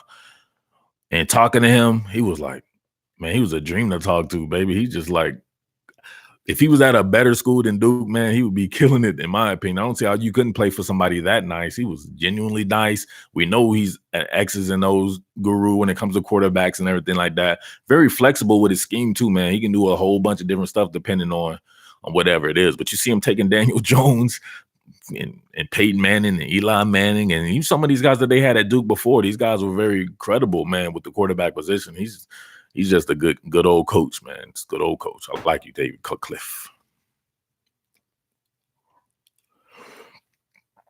Rebel Shaw said, you really think Florida can beat Georgia with the O-line that combined only had 12 snaps put together, bruh? Real question, no BS. Let me read this again. You really think Florida can beat Georgia with an O-line that combined only had 12 snaps? Well, I don't know. By the time they play, though, you know what I mean? Like, you can't base everything off the first game. By the time they play, those guys will have a lot of experience under their belt. So I can't look at things like a sucker, right? Like I gotta think like, all right, they may be 6 or 7 games before they play. Like, tell me when of these guys play, like how many games until Florida and Georgia plays. That experience is crucial, right? So they got to go against a Miami defensive front. Georgia may not, before that game, who is Georgia gonna play that has a defensive front like Miami? Think about that. Now people are panicking. I always look at stuff a little bit differently. I'm like, Man, that was a freaking perfect game. I don't have much questions about Florida's defense. I have a ton of questions about Florida's offense, right? Would it be the offensive line, the development of Felipe Franks, some of the continued development of the receivers and everything? What was the best team for them to play? A team like Miami. Miami is tried, true, bona fide in amongst the defensive front. Shaq Quarterman, Mike Pinckney, um, Greg Rizzo, that dang freaky defensive end cat that they have. I think he's a sophomore or something like that. Some of the guys in the interior line, these guys are going to the NFL. So you got this experience that as your first game. Now you get to take a step back and you play I don't know, NSYNC University or something like that the next couple of next. So you get to get that type of film and then go back out and lab it, right, and work it, and then come back and play like I think Kentucky is the next game. So you get to kind of build, right? You start out real hard. Maybe you have something and you start off and you beat the champion, right? And you a boxer, you beat the champion of your division, and then you get to go and kind of reassess. Maybe it was harder than you thought, or whatever like that. But those are the kind of stepping stones that it takes to really make a team. Everybody thinks everybody's supposed to be 88 and out the gate. Like it's just going to be easy. It wasn't even that easy for Trevor Lawrence. We saw. Don't do that off the first game of the season. Like, especially when you're playing against NFL talent. When you're playing against NFL talent, right up, that's why these teams play teams like whoever Ohio State is playing tomorrow. That's why they play these teams, because you don't get a preseason. You're not going to fire off on your own teammates and start lighting them up and everything. So your tackling's probably going to be a lot shoddy. Your own teammates know a lot of your plays already, so they know it's hard to get over on your own team and stuff like that. So I mean, so your first taste of really something is Jersey, and if those guys have a bunch of NFL talent on it, it may not go your way, but they still were able to win that game. We don't know what Miami might be. If Miami turns around and becomes a 10 or 11 win team, then what? That's a great win. So we just don't know. You guys got to chill out with that. Was Clemson in a 3-4 defense? No, you saw the Clemson was like in a 3-3-5 or something like that, right? So they were instead of having their edge player walk out or having the edge player there, they would send a linebacker to guard the slot. I want to say it was like maybe like Billin Spector maybe would go out there, or Chad Smith or Skowski or one of these guys. They would go out there, but they won't have 3 men on the line of scrimmage, right? Because they weren't too concerned at certain times with Georgia Tech running the ball or being able to run the ball on them like that. So they were able to dedicate extra bodies out there to try to guard against screen passes, because Georgia Tech wasn't going to be able to go down the field. So it was a very good game plan, I'll tell you that. Very good game plan. But they had beef up there. So they, even with just 3 men on the line of scrimmage, right? Literally 3 men on the line of scrimmage with no edge players on the line of scrimmage. All of those guys walked out. They had Tyler Davis and Niles Pinckney and Xavier Thomas. So you got 2 big boys right there, 2 300-pound cats or near or at 300 pounds. Then you got one of the freakiest athletes, the add-in edge player out there running around doing some stuff. So they could play that, but you wouldn't do that against Georgia or Alabama or LSU or Michigan or something like that. That'll be tough to do, right? You start calling one back power or QB power, and you're out leveraged because they have 2 or 3 extra blockers than you can mess with. So that'll be a down and distance situation.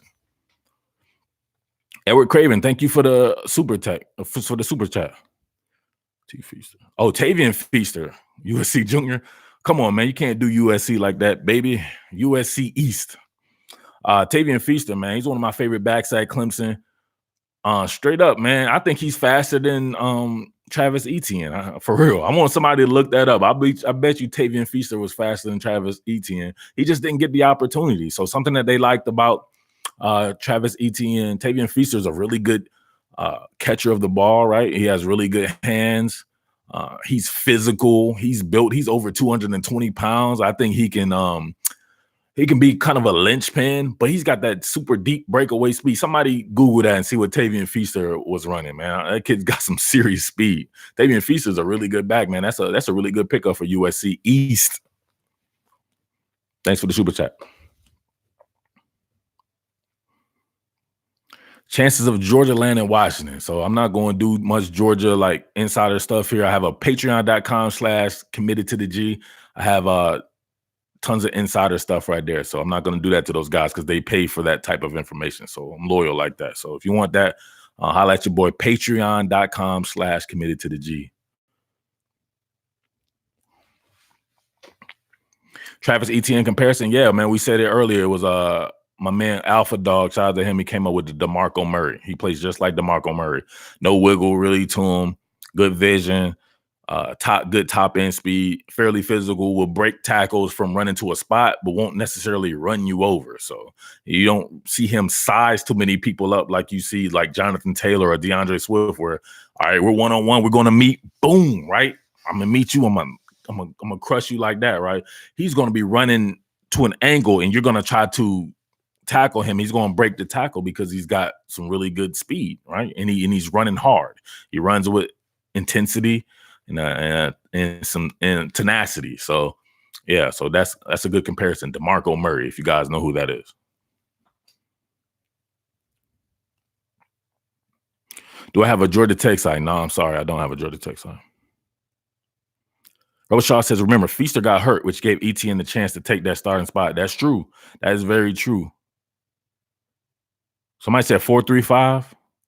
I believe it, or right at 4.4 Feaster ran track 2, Mur. Look it up, man. We work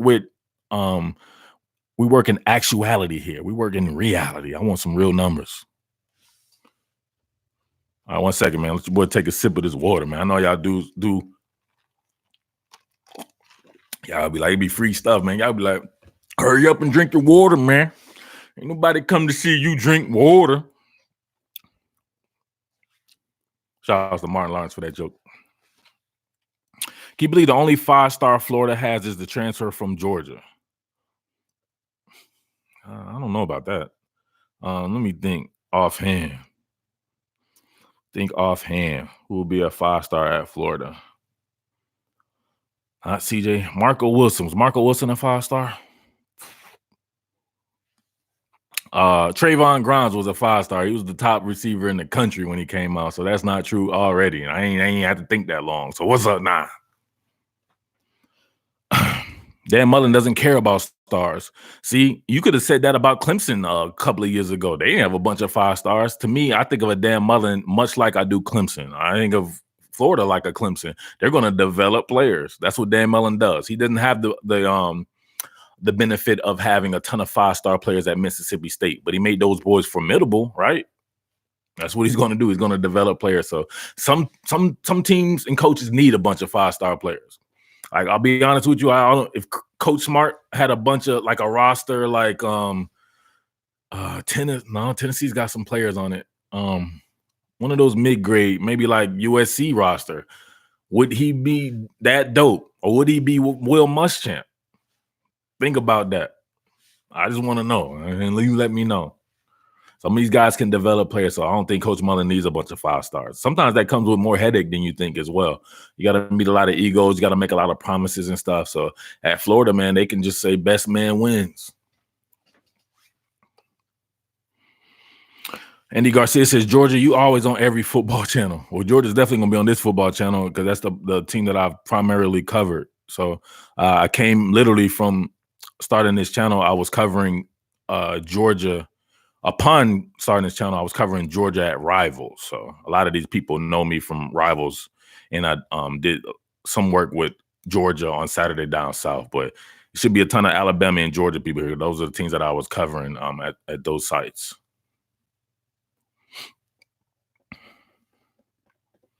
Best 5-star of 2018. What are we talking about? Which position? Because obviously it will be Trevor Lawrence. Or are you talking about a specific team? Let me know.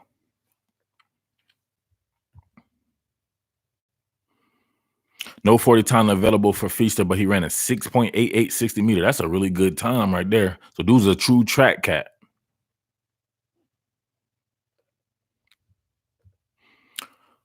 AJ says George is a Florida fan. Yeah, George is definitely a Florida fan. He has a Florida Gator is his profile picture.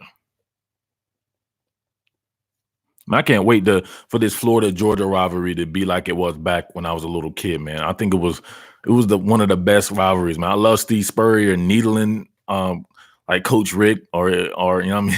That was some of the best stuff ever.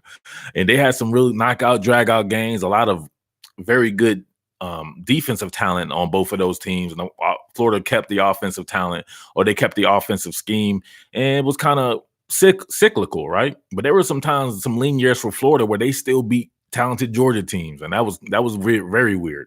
I remember the game when Treon Harris threw like 5 passes and they stomped Georgia. They ran for like 800 yards in one game on Georgia. So I wanted to get back, those two teams get back to sharpening each other's sword. So pause, man. Pause. So they get back to being what they are out there, and then making each other. That's one of the best rivalries, man. I think it is. I do wish, though, they would do like home and home, though. That would be kind of cool. There's some people from Florida, they don't know what the heck Athens look like, and vice versa and stuff like that. So that would be pretty cool. What you guys think about that?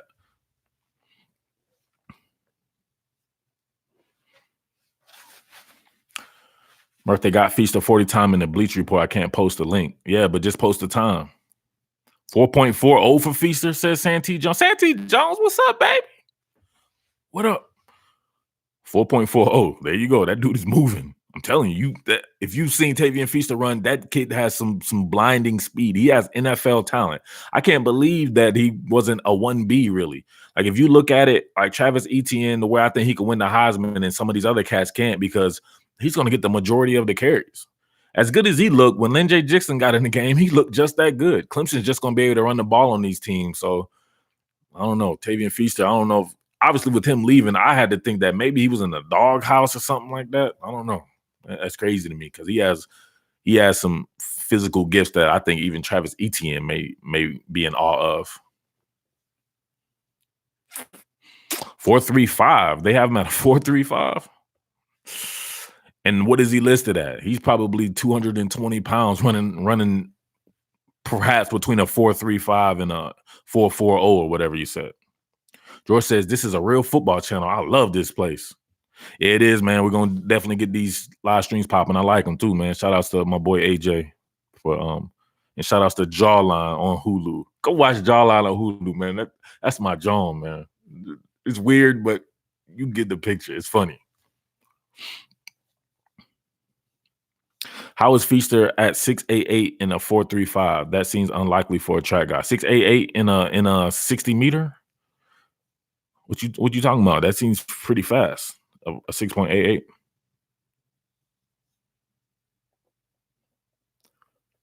T-Max said all these other streams whack. Yeah, a lot of these cats out here, I'm pretty sure are whack, man. I don't know. I don't care to watch anybody other stuff, but you'll see them pop up on my stuff. They'll be low-key fans and all these guys watching my stuff all the time, for real. But they probably just a bunch of mumble rappers. I consider them mumble rappers or something like that if we were rapping.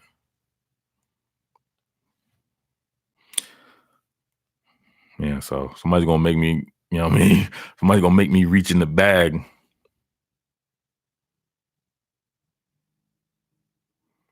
All right, AJ, make sure you get that particular person out. You can see right there. No, don't get them up out of here. Out of here. Gone. DeAndre Swift, way better than Etienne. I wouldn't say he's way better than Etienne, but I do think he's better. Jaleel Johnson, love the real football heads. Yeah, man.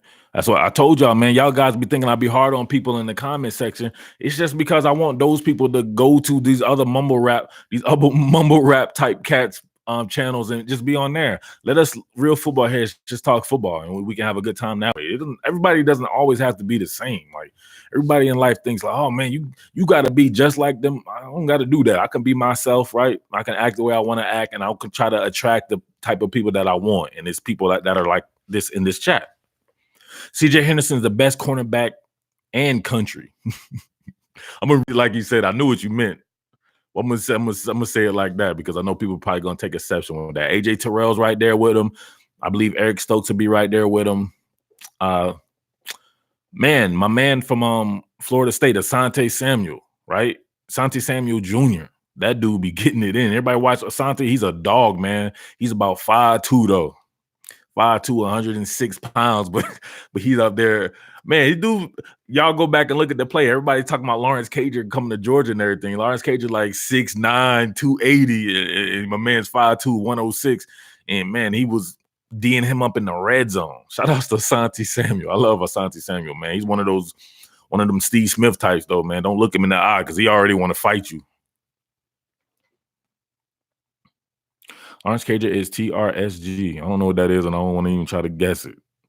All right, so here we go. This is a good one right here. So we have some Miami people on here. There you go. See, we have Miami people on here, right? And obviously, this is a very Georgia-centric YouTube, right?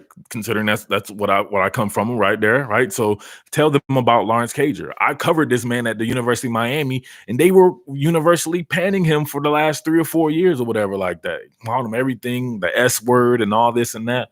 And this is for real. So, but one man's trash is another man's treasure because Georgia fans are like, we got Lawrence Cager. Yes.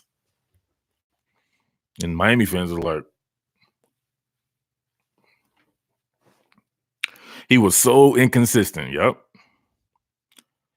Jaleel Johnson feels like Cager should have been a tight end. I don't know about that, man. That man been in college football like 8 years and he's still weigh the same. Like he ain't hit the weight room or something like that. He gotta, you know what I'm saying? He would have to get bigger. Clemson with 3 6'4" wide receivers on the field at the same time. That is dope, man. But what makes Clemson dope is that they will have those receivers, but in the slot, they will have somebody with a two-way go who's shifty, who's able to get separation like a Hunter Renfrow, or even at times before him with Adam Humphries. Now they got Brandon Spector, right? Brandon Spector wearing that 13. I think that's a new thing right there. I love when the colleges do that, right? They'll have a certain jersey number. So if you're a slot player there, you got to wear number 13, like Adam Humphries and Hunter Renfrow. Who's Todd Gurley 2.0 better than ETN? Who we talking about? Alabama has 2 corners, 6'2", who Surtain and Trayvon Diggs. 2 talented players. What about Josh Jobe, though? He may end up being more talented than talented than those 2 players.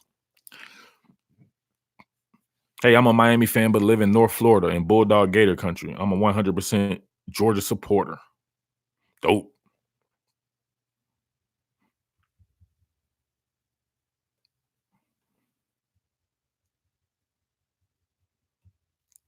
All right, let's get back into some topics then. It look like you guys ain't. Shoot me some questions, man. Shoot me some questions. Yeah, Job is the truth. All right, so we did the Duke, Alabama. What's after that? Guess it will be the nighttime slate, right? So that's tough on me right there. Obviously, I got to work that Georgia game, got a Georgia site, got to serve the people. The Fiends need yay, so I got to get the Fiends that yay. And but man, I sure wouldn't mind watching that Oregon Auburn game. Man, that would be the truth. That's the game I'm looking forward to. I'm not looking forward to Georgia playing Vanderbilt. That's not it. Who else? Another game at that particular point in time. What's a night slate game that's a dope game? Let me know there in the comment section, in the chat. Emory Jones is the next Florida Heisman Trophy winner. Crickets? Yeah, I said Oregon Auburn. That's going to be dope. I said Oregon Auburn, right? I'm talking about besides Oregon Auburn and then Georgia Vanderbilt. There's another game at that particular point in time that I wanted to see. Silly Taggart. Yeah. Okay, were you being funny? Or you meant to say Willie? Yeah, Will Gary. I talked about Phil Maffa earlier. Definitely know about Phil Maffa coming from right here in Grayson. I think they call him Baby Adrian Peterson, right? He's been getting it in with one of the most talented teams that you'll ever see in probably the history of high school football, one of them at least. And man, him being able to compete with those boys and playing with those guys, he played as good. He's as talented as Ronald Tompkins. Remember him? He went to in 2019 class, ended up at Nebraska. He was one of the best running backs in the country before he tore his ACL, but he should be pretty good in Nebraska too. But he was every bit as good as him, in my opinion, or as talented as him, and he's a lot younger. Imagine that.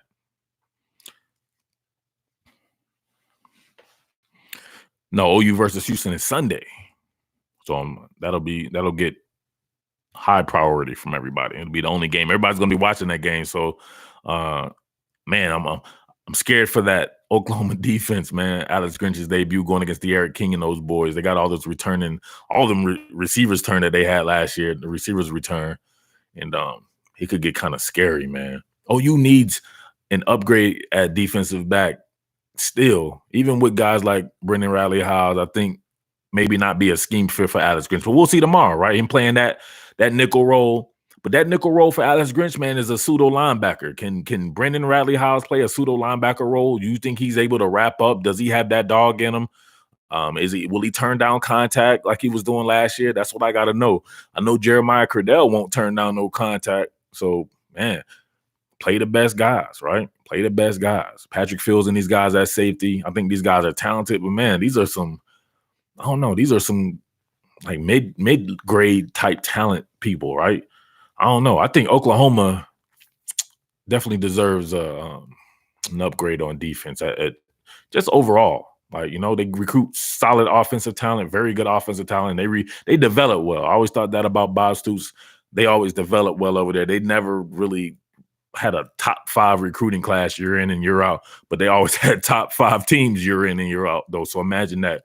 They're very much like the original Clemson or whatever like that, or those guys are 1A, 1B with their player development. So not everybody's going to do it the same. What do I think about Zamir White? Man, I don't talk about Zamir White a whole bunch, man. I think Zamir White's going to be the man, but he can be brought along slowly. Reggie Dix, my boy. Reggie Duval, what is going on? My brother. Zamir White, he can be brought along slow, man. I want to see how he comes back after this injury, but if he is the type of talent that we thought he was in high school, man, he's going to be tough to deal with. He's going to be tough to deal with anyway because he's playing for the University of Georgia behind that offensive line. So, but they can bring him on slowly. No need to put too much on him. Let Swift, Harry, and Cook go to work. Bring him along slowly till he's extremely healthy around playoff time, right?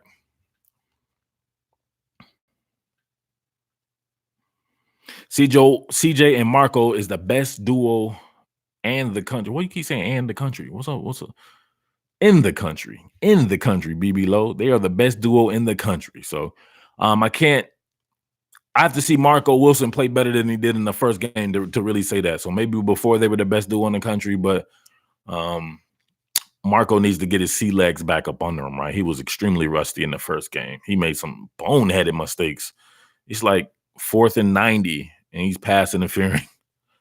Porter could have got them boys out of there a lot easier. They made it harder on themselves, like for real. A lot of boneheaded penalties. But like I said before, it's the first game, man.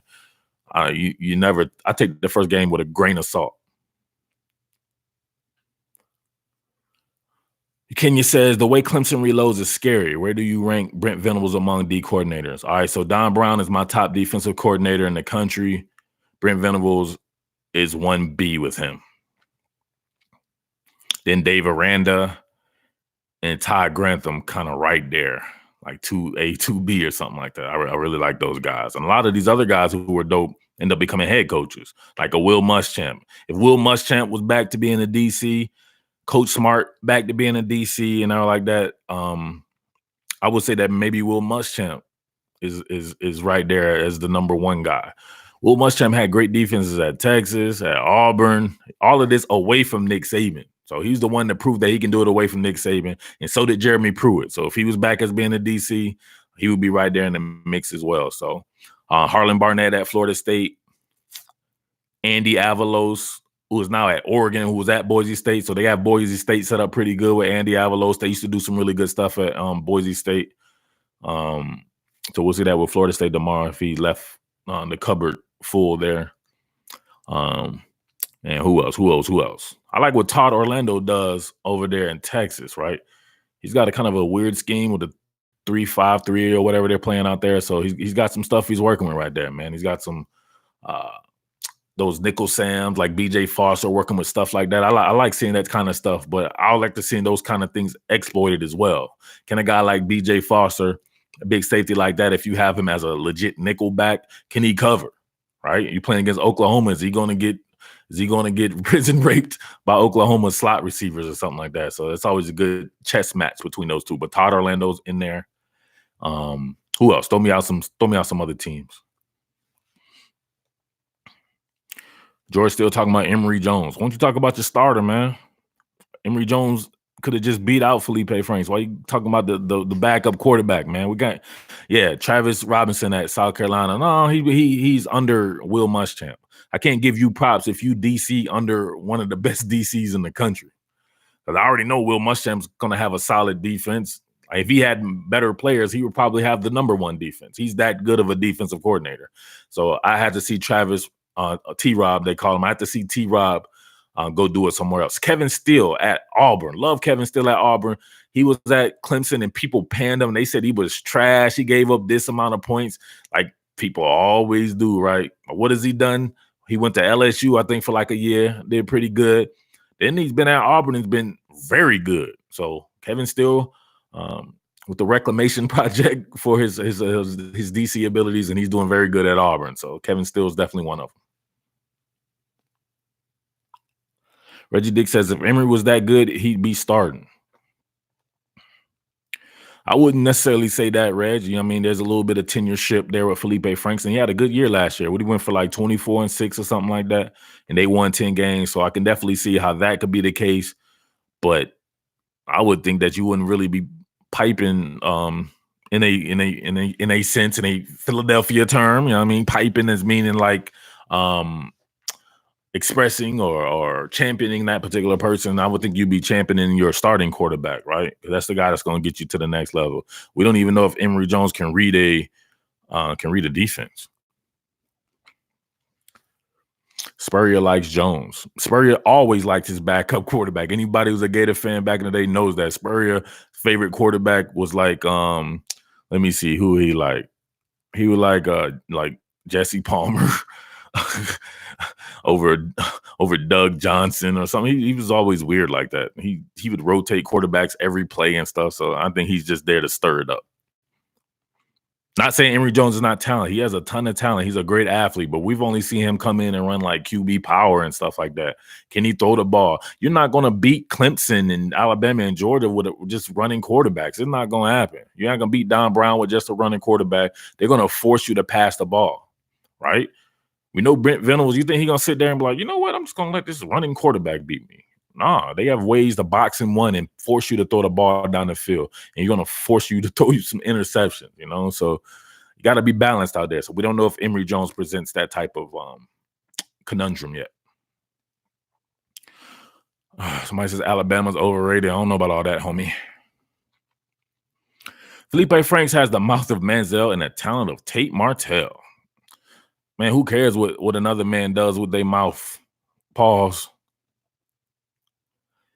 That's that man, you know what I mean? He's just playing a game. It's just a sport. Why are we so mad at people who express themselves in a sport? They're not out there knocking out women or something like that. You know what I mean? They just playing a sport and having a good time, right? People get so, I don't know. I think it shines a light to people, and the people aren't like confident in themselves, and they can't stand to see someone else who's confident. So he's confident in his abilities to play a sport. It is what it is, man. It's just a sport. I know we all die hards of it and everything like that, but at the end of the day, it's just a sport. And Baker Mayfield, a lot of my phone. You gonna talk about Baker Mayfield, especially with that old line Florida has. Emory is gonna have to run.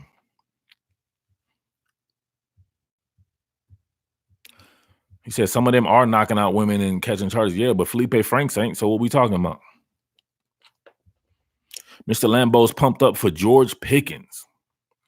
No doubt, man. But Georgia has some other guys, Matt Landers and Tommy Bush and all these guys, and Demetrius Robertson, and a lot of the players, man, you should be pumped up for.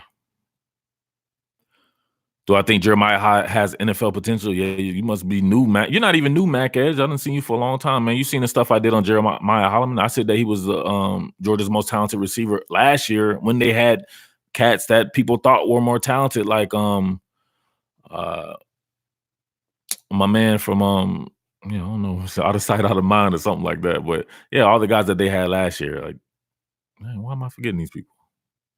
Yes, Jeremiah Holloman definitely has NFL talent.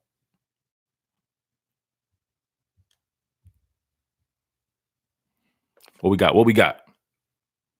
Anybody figure out that third game, that third nightcap game, or who's ever playing around that time period? Is it just Auburn and Oregon and Georgia Maybe I need to. Let me see if I can. Who else is playing tomorrow? LSU is playing. Notre Dame and Louisville on a Monday. Texas, that's a team. So it's not a big game, but Texas, obviously, I wanted to see my boys, little kid, little son plays for Texas. It's true freshman there, Kenyatta Watson, and kid's gonna be a stud. Yeah, Terry Godwin and Riley Ridley and all these boys. So I thought Jeremiah Holloman was more talented than those guys, better athlete than those guys, better NFL frame. Well, I think about Justin Eboigbe from Bama. I like Justin Eboigbe, man. I'm pretty sure he'll get some playing time this year. There's a shortage of experience from Alabama's down defensive linemen, so he should definitely get some experience there. Max said he seemed like a raw talent last year, kind of raw. I don't know what's raw about it, man. He was the guy that was giving Alabama the business. He was running those side adjust routes, going against Patrick Surtain and stuff like that. And towards the end of the year, it seems like he became one of Jake Fromm's favorite targets. So I'm not sure if he was that raw. Unless you're saying raw, like, and from a language standpoint, yeah, he was raw. G. Gray says you Georgia fans are obsessed with Bama. You must ain't been on this damn channel, man, because Alabama fans are up on every single Georgia content piece that I did. So I think that goes both ways. Lambo says the LSU Texas game is exciting. Yeah, man, but let's get through week 1 first. You guys like to look ahead, baby. Starion Riley says, what do I think of Najee Harris? I think Najee Harris is, I think he's, how can I phrase this? I think he's pretty good. I don't think he's what he was cracked up to be. I think he was a little bit overrated playing against subpar competition out there in California. He lacks breakaway speed and he lacks physicality despite being like 6'3", 230 pounds or something like that. You don't see him running anybody over. He should be able to run somebody over, right? But he doesn't do that. He's a hurdler. He'll hurdle you. He'll try to juke you out. So he has great vision. He has really good hands. They don't even use his hands. He has good hands. He has a great frame and everything. He's going to break tackles just because he's bigger than other like people's linebackers and stuff. I want to see him really get his Derrick Henry on. Derrick Henry had a little bit of a problem with that as well. He seemed to shy away from contact early in his Alabama career. But that year he won the Heisman, he got physical. And we can see that in the NFL. He's carried that over to the NFL, at least this year. It took him a while to warm up in the NFL, but he warmed up last year for sure. But Najee Harris, I think Brian Robinson's a better talent than Najee Harris, a better athlete, put it that way, definitely. And he played against much better competition in high school. So I think a lot of promises were not. I know a lot of promises were made to Najee Harris, just because he was he was the number 1, number 2 overall recruit as a running back, man. So think about that. So I don't know. I have to see him break longer runs. I wouldn't doubt if his longest run is like 30, 40 yards or something like that. But Kenny, he seems extremely slow to me.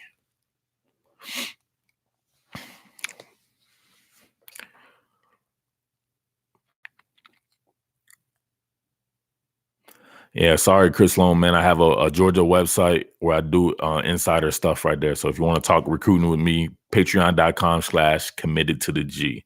So I'm not going to give that out here in a live chat. LSU linebacker Phillips capable of Devin White production. Man, he was almost Devin White's equal last year.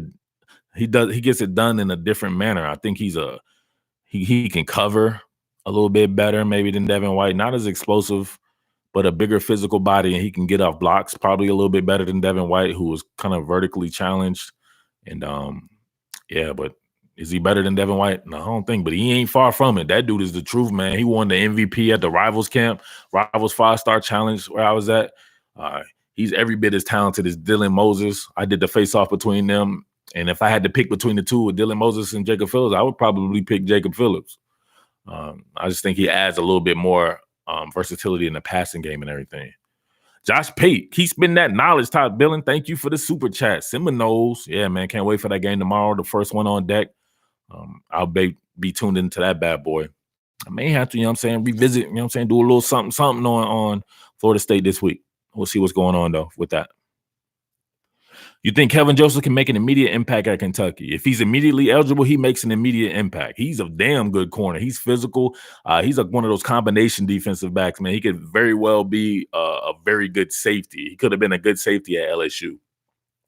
I look at him as kind of, man, he could be like a great cover 2 type corner, right? Come up and support the run and everything. I love Kevin Joseph, man. I wish he would have stayed at LSU. Thanks for the super chat. For my man Josh Pate. Is Nakobe Dean starting? Man, I doubt it. Why would you need him to start, man? You have 2 guys who play a lot of football for you, Monty Rice and Tay Crowder, just working Nakobe Dean in. You should plug your Patreons in your description. If I knew how to do that, I probably would, because you know me, I'm a shameless promoter, because that's the only way people will know that you have stuff available. Speaking of, make sure you get them white Philly Flyer Jones right there, baby. The white and black on deck. Philly Flyer shirt. You know my man Philly Flyer about to tear it up. You better make sure you're walking around with them Philly Flyer shirts. How good will Derek Stingley Jr. be this year? He's going to be very good this year. He's going to get a lot of chances to be good this year, because you probably don't want to throw at Christian Fulton too many times. So he should get a lot of chances. So that Texas game, he's going to get a lot of work. Devin Duvernay, Colin Johnson, Malcolm Epps, all these boys, they can go get it. So we'll see what Stingley is made of very quickly. Chill Monster says, I know you like Bo Nix. What do you think about Auburn's chances versus Oregon? Very good chances versus Oregon. Very good chances, man. To me, it's a 50-50 fight. Use the boxing terms, a 50-50 fight. So, but if I'm leaning, I'm probably going to lean with the experience. Oregon, Auburn has some returning players as well too, but I don't know. I'm torn on that one, man. I keep going back and forth. 1 minute I'm like, Oregon got this. 1 minute I'm like, well, Auburn has this. I don't know. I want to see who can control that line of scrimmage and who can run the ball. I think who can establish the run. Can Auburn establish the run? I want to see some of those young boys that they got. But your man, what's his name? Whitlow? I'm not calling him by his nickname, man. I can't call another man that kind of stuff, man. I can't do it, baby. Not even in prison. Demario Vaughn, thank you for the super chat. He says, what do I think Gaddis' new offense is going to look like? Man, you missed that Michigan thing. That was one of my bigger things that I had. The Michigan Josh Gaddis breakdown from the spring game. I think it's going to look a lot like everybody's going for the Oklahoma look, right? 10 personnel, really trying to work those screens, really get you cheating up on the screens and then going vertical on you, right? So if you're talking about tempo type, right, the heat tempo, being able to get the ball out to big guys like DPJ, Tariq Black, Nico Collins, Mike Samerstill, all these guys, man. Like, man, what about what's the young boy they had? They have a couple of smaller guys that are coming in that I think that can make an immediate impact, like some real athlete kind of cats, like 5'8" kind of cats or whatever like that. Let me know if you know him. But these guys right there, if you're really working that perimeter passing game and then you're going to go deep, right? So Shea Patterson struggled on the deep ball to me. But I think he can work the rhythm and timing game, right? That's something that he did a lot at Ole Miss. Being able to work those perimeter screen games, have you cheat up, take off on you, right? But it's going to be about establishing that run and being able to run with 10 personnel and sometimes 11 personnel. So that's a different way of operating. I actually like the way Michigan played ball. It's my favorite. You know what I'm saying? So make sure you get this overtime book too, baby. I'm not sure when it comes out right there, but I just got that bad boy today for you Michigan people. John U. Bacon. I actually have his other book too, so I'm all over it. You know, guys know I read a lot, so it's definitely something that I'm gonna have to do eventually. I got to get me a book written here. But yeah, I'm telling you, Michigan's one of my early picks, man. I think Michigan can beat Ohio State and make the playoffs. But then again, we haven't played a snap yet. Mac Ash, thanks for the chat, baby. Love the content, Murph. Yes, sir. Reggie Dick says, y'all think this dope? Join the Patreon. We get it in every day. We get it in hard. You better have some thick skin up in there, though. We be going at each other's neck, but man, it's all fun, man. It's so fun up in there. I definitely enjoy that. I'm be honest with you, man. If it wasn't for that, I probably wouldn't be covering Georgia. Probably be looking to cover something else, man, Florida or something like that. But I love the people that I've attracted to that Patreon site. A lot of real football people there. So I thank you guys for sure. So we have fun up in there. But yeah, that was definitely not my thing I didn't know how big the Georgia thing was going to get. I was really looking to get away from covering Georgia when I left Rivals. But you guys kept me, you know what I'm saying, in the game and in the fold, and it's fun. So I love doing it now. Where we at, man? God dang. Come on, man. You guys can't say I don't grind, baby. They call me hard worker, overtime, 25-8, baby. I'm always grinding for you out here. So my man says Najee Harris savage. How do you define savage? I think a savage is somebody super physical, like Jonathan Taylor, will run you over and stuff like that. You've hurling in the spring game, almost getting paralyzed because you're jumping over like 135-pound defensive backs. I don't think that's savage. I want to see him get savage. He's a talented dude, right? He was in that 5-star challenge too, so I'll never forget that. I was right there on the field with Stephen Carr, DeAndre Swift, Cam Akers, Najee Harris. These guys battling to be the top running back in the country at Rivals where I was working at. So he's extremely talented, man. Extremely talented. First guy you want to get off the bus and everything, but that doesn't necessarily translate to his style of play. Now, I know not everybody has to play the same. I'm never wanted to say that. A lot of people can't shed blocks as a linebacker and this and that. Doesn't make you a bad player. But I just think he would be a lot more effective if he was a lot more physical. Jance asked me, do I think that Kenneth Murray's a first-round linebacker? No, I don't think he's a first-round linebacker. He can't get off blocks. He's one of those guys that'll make the play 9-10 yards down the field and rack up a bunch of tackles like that, because you're going to rack up a bunch of tackles because Oklahoma scores in 2 plays and the other team is always on the offense, So he's going to wrap up tackles like that. But, man, can he actually make impact plays? Can Kenneth Murray make impact plays? Now, he looks the part. He's a good-looking pause.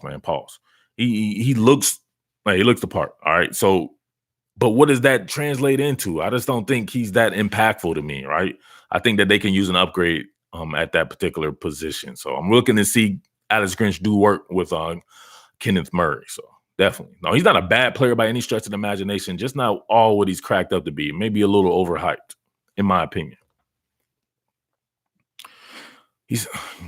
G. Gray's Bama Boy says Najee has played well against UGA. He'll have like 10-yard run, then he'll have like 6 runs for -1 yards. He's feast or famine. You can't say he's playing well.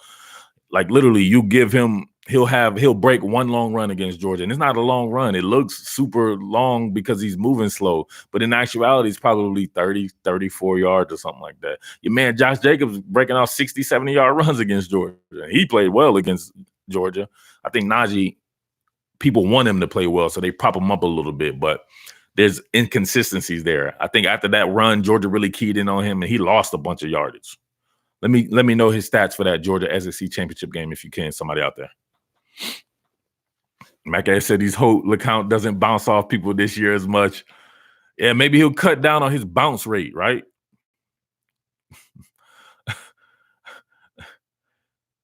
AJ says give him time. Well, he's a junior. How much time I got to give him, bro? You know what I mean? Where do we put Andrew Thomas in the draft, Marv? Top 10? Hell yeah. Franchise left tackle. You can't ask for anything about this, man. He was dope as a true. People be like they said with the Miami guy. They's like, oh man, Sabi, he's a true freshman. Murph, don't do that. Oh, what's Jabari Zuniga? Dude, I saw Andrew Thomas playing as a true freshman in the SEC game in and game out at right tackle, and he was fine. You're either talented or you're not, right? Alex Leatherwood, he was able to play a little bit as a true freshman. He didn't did he start? Oh, I can't remember, but I mean, he got it in. Like, you can play. So Andrew Thomas showed himself on the right side. Second year showed himself on the left side. I think Jonah Williams did that same thing, right? Went from the right to the left. Yeah, I think because Cam Robinson left. So some of these guys can just play, man. Andrew Thomas is a top 10 pick. He's a franchise left tackle. He showed himself to be better than the guys that were rated ahead of him in that class. Anybody know Jamari Sawyer out there that's not a Georgia fan?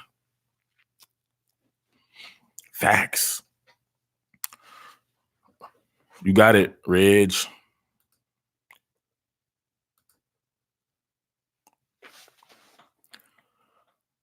Man, I don't know if we can say that, AJ. I don't know if I want that out there for public consumption. Rubber band man, Richard LeCounte. That's a positive thing though, right? Rubber band man, meaning you know what I'm saying, he's getting to the stacks. That's what we're talking about, right? Chris Sloan said, "You want a wrench? Go to Home Depot." Nope, he went right here to his boy Murph, and I gave him that wrench. So you keep talking, he gonna get you up out of here. Ambidextrous says C. Jones. What's up, C. Jones? C. Jones? Like C. Jones from Committed to the GC Jones? Let me know. Reggie Dix, I gotta say pause. Lance excited for Stokes, man. You should be excited for Stokes, man. That boy showed himself. Even in the spring game, man, he was battling with Jeremiah Holloman. I know Jeremiah Holland was about to bust out this year. He was right there. Jeremiah caught him on the they both got each other. Remember, he had the pick six or the strip six. And then Jeremiah got him on kind of the funny play. I think it was a post play, and Jeremiah took it to the house. So he was still battling.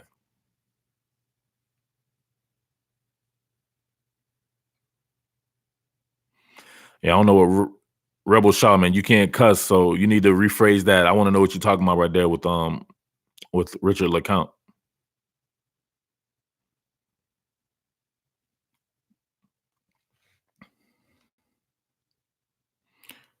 Chris Long said, AJ says, keep supporting it. Murph might hit you with that wrench.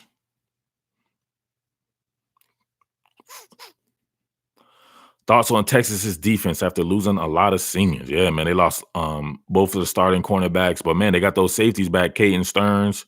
I see they're moving Josh Thompson to the field cornerback spot.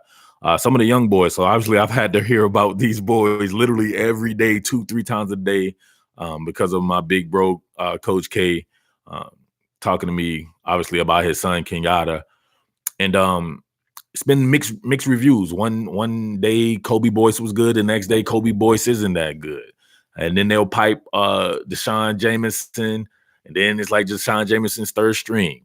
Anthony Cook, at one particular point in time, they were thinking about moving him to safety. Then he's the second string. So a lot of the stuff you hear coming out of the camp is Kenyatta Watson's killing it. He's exceeded expectations.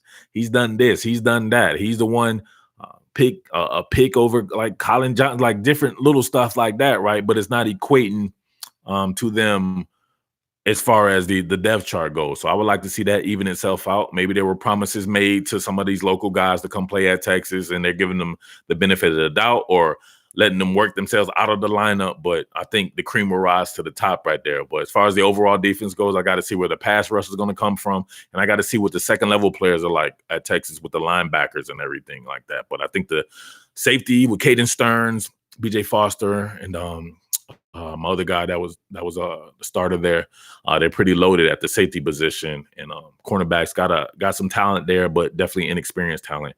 I think Texas could definitely might look a little rough against LSU, because LSU, if it's going to do what we think it's going to do, to me LSU has a top 2 or 3 receiving core in the country, and they're going to test those boys. So. But LSU also has a suspect offensive line, so maybe Texas's defensive line will look a little bit better. But they lost a Minihue and those guys off the defensive line, so it might even itself out. But I'm leading definitely LSU in that particular game right there. So sorry, Coach K. Dan Mullen is the evil scientist of a football coach, man. I love me Dan Mullen, bro. Might be Dan Mullen needs to be thought of along with Lincoln Riley and all these guys like that. He look at his schemes, man. Like, he'll do what it takes. He'll work with tight ends if necessary. He'll work a straight spread if necessary.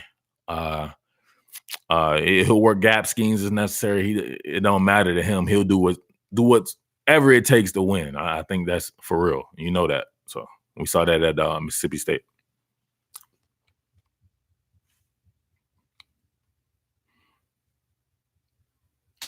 Chris Long, which tier do I suggest? The Fromm tier. That's where all those boys that you see that are talking here, like the guys with the wrenches and everything like that, they're all in the Fromm tier. C. Jones says Kenyatta will eventually work his way onto the field. The kid is an alpha dog, and he's beyond that, bro. He's one of those guys. He's a lunch pail guy. Like, he doesn't talk much or whatever like that. Sometimes, you know what I mean, I don't want to look him in his eye. I mean, I'm like, I ain't sure he's all there. You know what I mean? He's just a straight workaholic, and he's a fantastic athlete. I mean, he had a 40-something inch vertical leap. He runs a legit 4.5. He's a legit 6'1.5", pushing 6'2". Man, I think he weighs 197 pounds. 197 pounds. He's by far the best put together cornerback and the biggest cornerback at Texas. So, like I said, the cream will rise to the top, and he's right there. He had earlier on, I think he had to work on his off man coverage, right? Not a lot of press man coverage from Todd Orlando. It's kind of weird to me, right? They play off man coverage with and they sit on it, right? Off man coverage with a sit. So you're waiting for somebody to run at you full speed, and then you gotta get out of your pedal and then run with them. So that's a little bit different for him. But man, he got that bad boy. He stayed after. Some of the guys that they have at Texas working with these kids, man, I'd be like a kid in a candy store. Aaron Ross. Come on, man. That's crazy to me, man. They like some of the best players at Texas, they all come back and they're working there like interns or they're on the staff and stuff like that. So they got a lot of good coaching there at Texas. All right, Rebel Shaw, he's back. Talking Rico at South Carolina. Oh, okay. He ran LeCount over. Didn't even see your boy when he did. Was running out of bounds, and LeCount happened to be there. Got ran over. 2 plays later, LeCount hit him while he was falling. Yeah, I have to go back and watch that. I don't remember that, man, but I definitely think he would get ran over. He got ran over a lot. So I'm not saying you're wrong. In fact, you sound like you're right. Bosada Farrell says, how good are the Sooners running backs? I would say top 2 or 3 running back core in the entire country, just from Trey Sermon and Kennedy Brooks. Then you add in TJ Pledger. He can do some things. Marcus Majors. Who's the other cat? They got another cat coming in. Everybody's ranting and raving about besides Marcus Majors. Everybody's really looking for this kid. Let me know, Oklahoma fans there.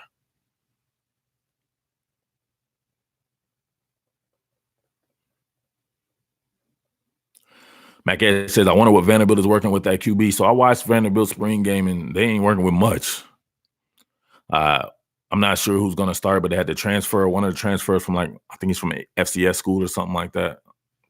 Yeah, so I don't know about that. I'm just ready for it to come, man. I'm tired of looking ahead. I want some new film, some new blood. See some of these new guys there to analyze.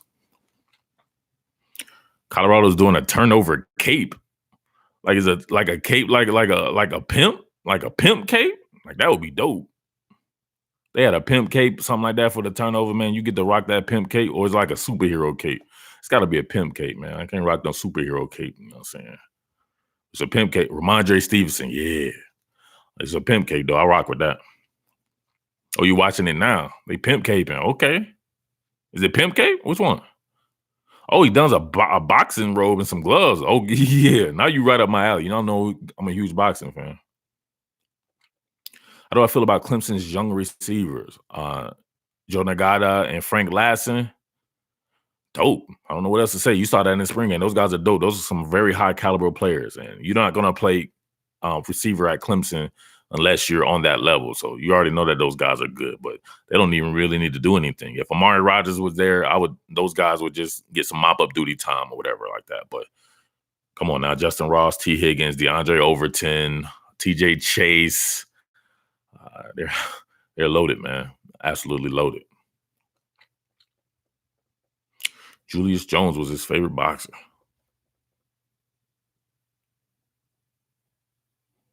What more can I say? Top billing.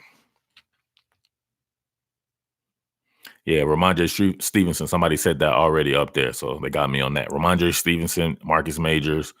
6'2", 240. I think you said people were saying they were comparing him to Samaje Perine or something like that. So big shoes to fill right there if that's the case. Where we at? Come on, man. I'm killing it, baby. Killing it. Y'all know y'all love this Friday night. Edward Craven, thank you for the super chat. What's my take on Isaiah Simmons? Isaiah Simmons is the freakiest cat in all of college football, man.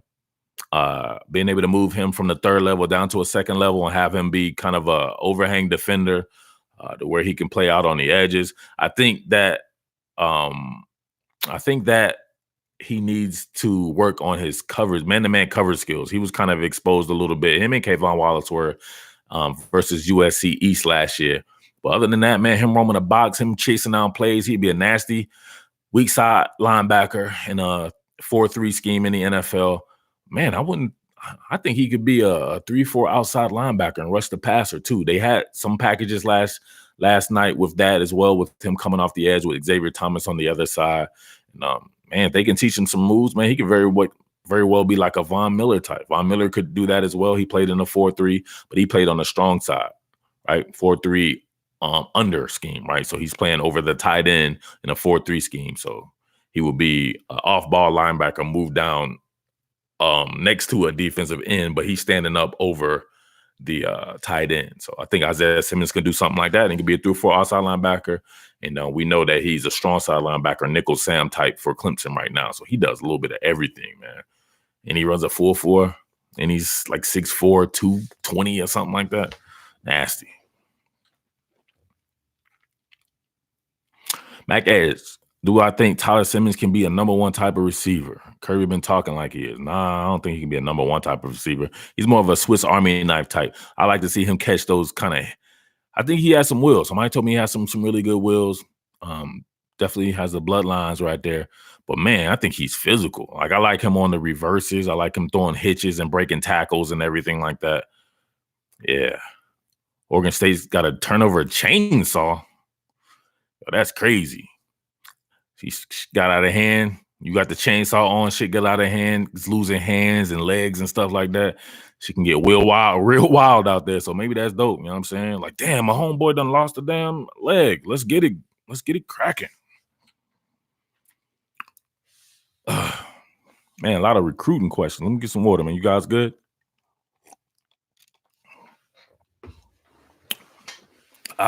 Kick back right here talking that trash.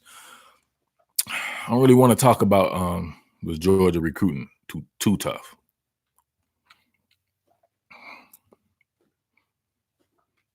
What we got. Maybe I got some stuff for y'all. All right, so here we go. So I was teasing this bad boy is coming back down to the end right here. What do you guys think, right, about if the general leaves, Jake Fromm leaves Georgia this year, right? What would you think if they took a graduate transfer, right? A graduate transfer, somebody to bridge the gap until the next guy, which very well could be that not even Brock Carson Beck or whatever like that. I mean, they're on the guy in Washington, D.C., I believe, in the DMV area, 2021. He's like one of the best quarterbacks in that particular cycle. What if they had a bridge guy, and that bridge guy could be Chase Bryce from Clemson? Tell me that wouldn't be dope.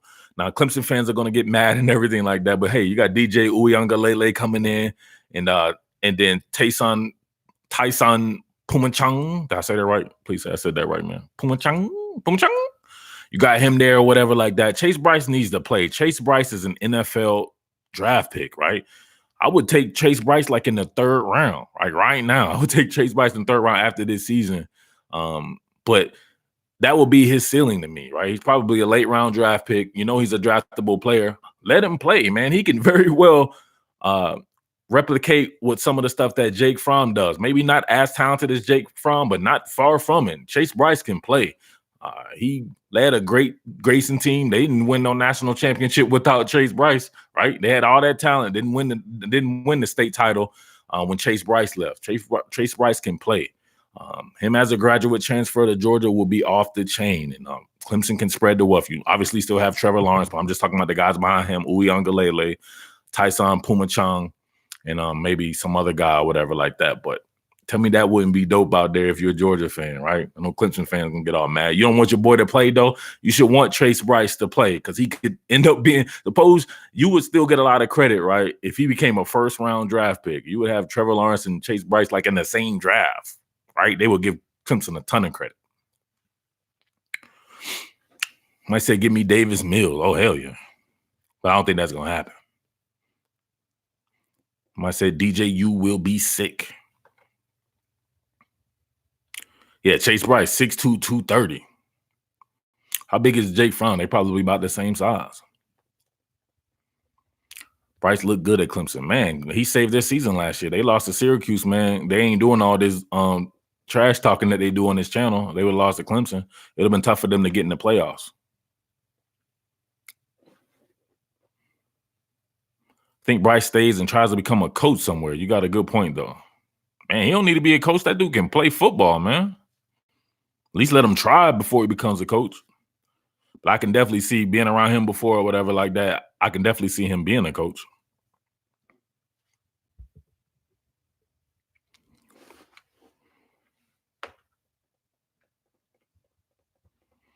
Boy, y'all getting something we ain't got on the channel yet. Yeah.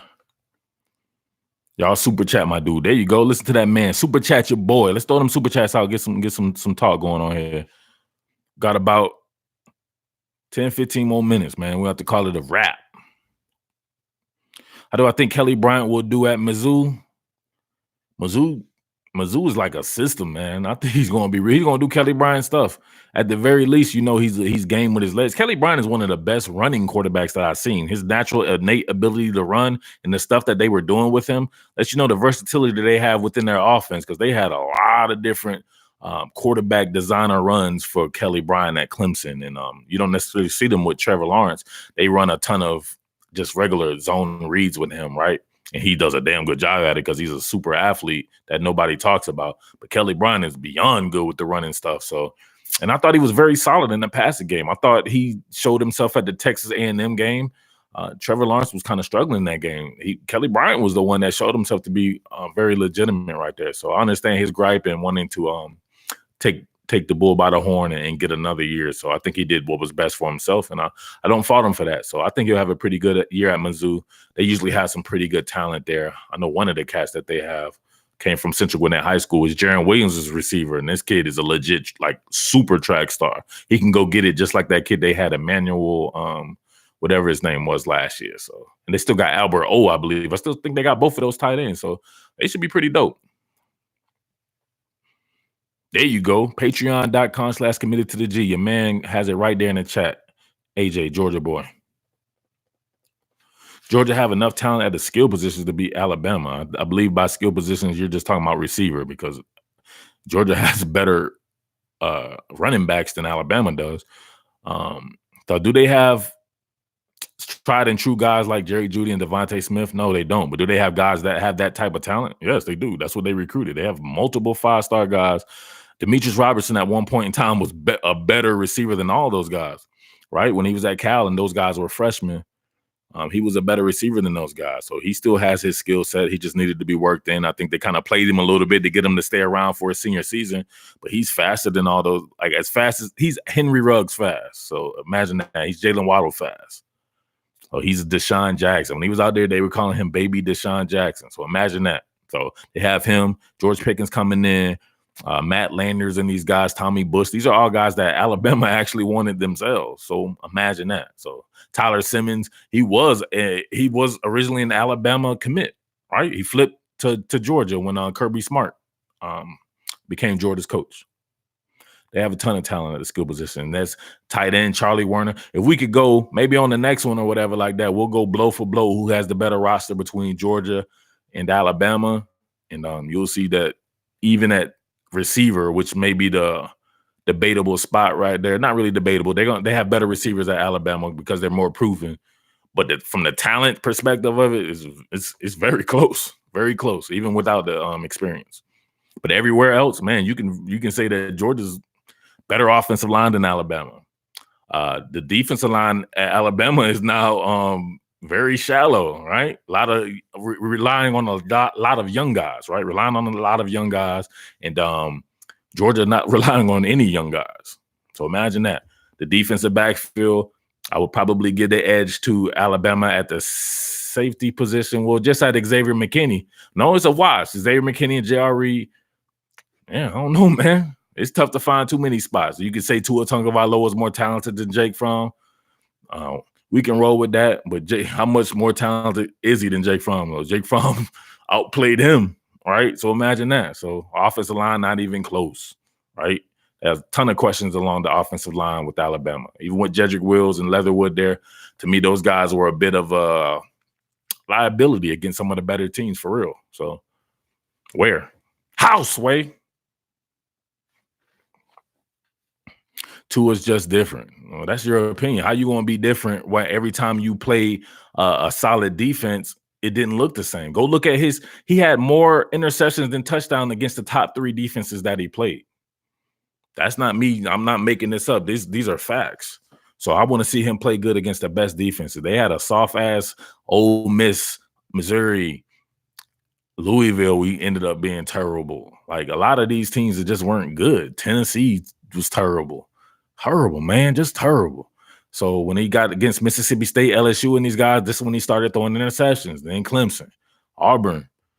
He did much better against Auburn, but what their thing was what? They lacked defensive talent on the back end. So you have a good defensive backfield. I got to see what he can do against you there. But he is a great player, no doubt about it. Probably the second best quarterback in the country, maybe between him and Jake Fromm, in my opinion. Chase Bryce. Chase Bryce, if he was, think about as Chase Bryce was at right now. Give me a team for Chase Bryce out there, y'all. If he was right now, and how good would he be?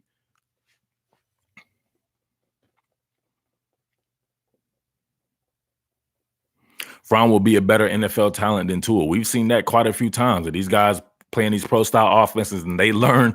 There's a reason why Jake Fromm is on the radar of all these NFL teams, and they keep talking about him. I was listening to a podcast. Love Mel Kiper Jr. I told you guys that before. I love me some Mel Kiper. That's my guy right there. The first word after the draft was over, they had their podcast, and the first player that he brought up was Jake Fromm. That's the first person he mentioned. You know why? Because they're looking at these. First and foremost, you're going to look towards some of these pro-style offenses because the talent, being able to adjust to the next level is not going to be as hard for these guys because they're running these NFL concepts. They're playing against NFL defenses in practice. They're executing NFL concepts like he did at Jim Chaney's offense. So that's why they get on the radar a little bit earlier. So the first person he mentioned was Jake Fromm, and that wasn't by happenstance.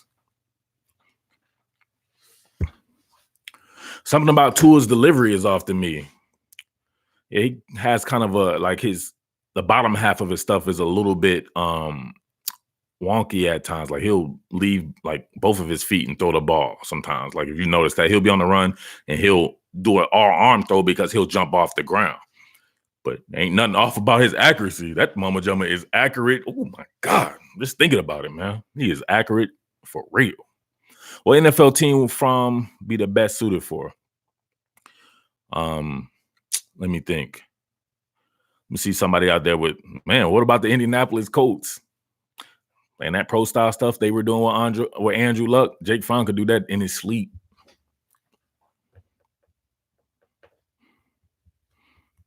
Pittsburgh, nah. If Chase Bryce, no, I can't do that to Joe Burrow, baby. I can't let you do that, Jaleel Johnson. Joe Burrow's fine, but yeah, if Chase Bryce was at LSU, I think LSU would be probably favored to win the national. And Chase Bryce is that good. He would kill an offense like that with all them damn. Come on, man. LSU is loaded. Chase Bryce would kill it at LSU, but Joe Burrow would be fine. I think Joe Burrow can play. He came late. People were not giving him the benefit of the doubt, man. He came super late last year and was still able to carve out a pretty good season. If Chase Bryce was at Oklahoma, I don't know about that. I don't like that. I think Chase Bryce is a pretty good athlete, but no, I wouldn't. I would like to see Chase Bryce in something more pro style. Sincere thoughts on Kelly Bryant. Again? Come on, Mac Edge. You was just here. You heard me talk about Kelly Bryant. LJ said he plays like Baker. You think he plays like Baker Mayfield, Chase Bryce does? Quentin Hood, do I think Duke has a chance tomorrow? No, I don't think they have a chance. I think they can make it interesting, though. I think they can make it interesting while Alabama works out the kinks, though. So I want to know what Alabama's going to do, man. Is Coach Sark? Coach Sark, man. Coach Sark everywhere. I cover him at USC. He going to come down to Atlanta Falcons and play, right? Come down here to Atlanta and play. Now he's with Alabama again. Is he going to run what he runs? Or they're going to make him run what my man Coach Loxley was running? So if they run what Coach Sark does and he plays a lot like the stuff that you saw Sam Darnold do, And I think that it could be very interesting right there. Told you before, I want to see Tua do more NFL stuff. He was playing like elementary school ball. Coach Loxley had that bad boy schemed up like you wouldn't believe. It was easy. That was some great scheming. Y'all got to give Coach Loxley some credit for that. That came and changed the game for Alabama. They never had anything like that. Even the Lane Kiffin stuff was schemed up very well, right? But it was schemed up from a pro perspective, right? There was a lot of pro elements in that. Coach Loxley went straight like Big 12, like craziness. He had it schemed. I loved it. Colorado is on upset alert tonight. For real, who they playing? Butch Jones at Bama. What about him? He's like an analyst or something. I guess I thought I was talking about Hurts. No, I did the thing with Kelly Bryant about Missouri, and I talked about the kid that came from Central Gwinnett. That was Jarren Williams' receiver,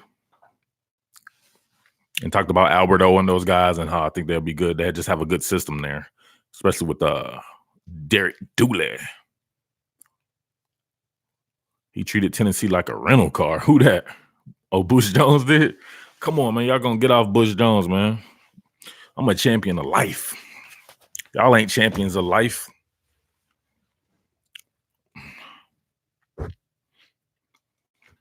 Once again, make sure you get on this Overtime book by John U. Bacon right here. Shout outs to Adam at Pressbox Publicity for sending me these review copies. I will definitely be getting on this. And the No Excuses by my man, Coach Stoops, one of the greatest DCs of all time at the Florida, them Gators. And make sure y'all get on this Philly Flyer shirt. Shout out to Chris Sloan. I saw that you were Patreon. Make sure you hop in there. We'll get you in that group chat. Thoughts on Leonard Fournette and the NFL. You tripping, bro. We talking about college football here.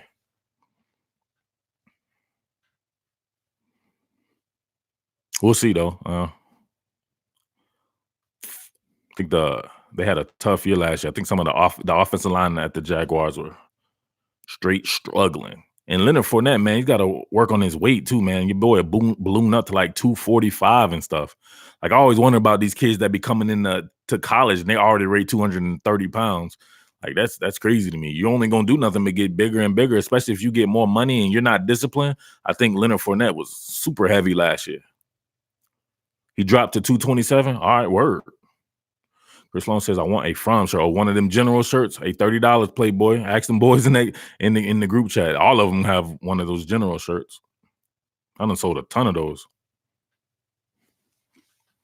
Murph, who do you think UGA in sacks? I'm going to go with Azeez Ojulari. Azeez O. I think his off-snap get-off is something serious, and I think they'll put him in position to actually get there, whether it be primarily playing him on the weak side, making sure he's lined up against the tight end, but not necessarily having to work against the tight end, if you know what I'm saying. So I think he'll be put in favorable positions. But I think Adam Anderson is every bit his equal, though. And shit, I wouldn't put it past Nolan Smith. Oh, you're talking about young Von Miller in the flesh right there, little baby Von Miller. So he's going to have a say-so in that as well, too. So it's just going to be how good could he adjust, and do they get him on the field enough? Because there's other duties, right? You got to set the edge in the run game there. You got a flat duty there. You got to work hook and curl. Sometimes you're in man coverage, sometimes fire zone type stuff where you have to peel back. A lot of stuff you got to do as an outside linebacker. And some of these guys I know that have switched from defensive end to outside linebacker are already struggling with it in camp and stuff like that too. So from high school to college, it's a drastic change if you've never played the position before. Britton Cox will have double-digit sacks next year. Are we talking about weed sacks?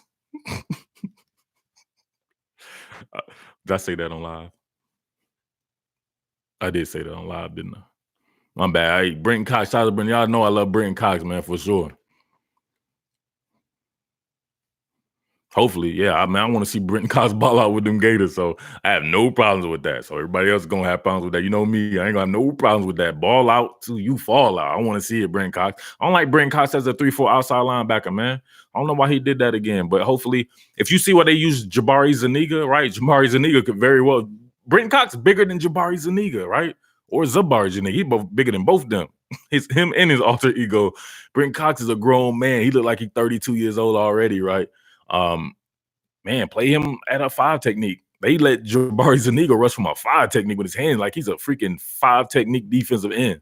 So Grantham's got it going, baby. I think Brenton Cox can definitely contribute to that. But him up on his feet in the 2-point stands, working the flats, looking like Bambi. And take it from somebody with tons and tons of film on this guy, studying him for this Georgia stuff. So I can't wait to continue to study him with Florida. So hopefully we make the Florida stuff work out. That's what I want to do right there, man. I want to pull reverse course. I know the Oklahoma people will get a little bit mad, but I think it makes more sense for me to cover Florida. It would be a lot easier for me, and I'll still make Oklahoma right there in the rotation. But a primary coverage of Georgia and Florida, tell me that wouldn't make the most sense. These guys play the same people. I'll always be working the same film. With the Big 12 stuff, man, I don't know nothing about Kansas and these teams like this. Is going to be a hard cover for your boy, man. So I don't know. Let me know out there, Florida fans, if we can get it cracking like that. I could do some really good stuff with the Gators. Go check my workout on Rivals. I did some stuff for Rivals Gator guy. He contacted me and wanted me to do some work.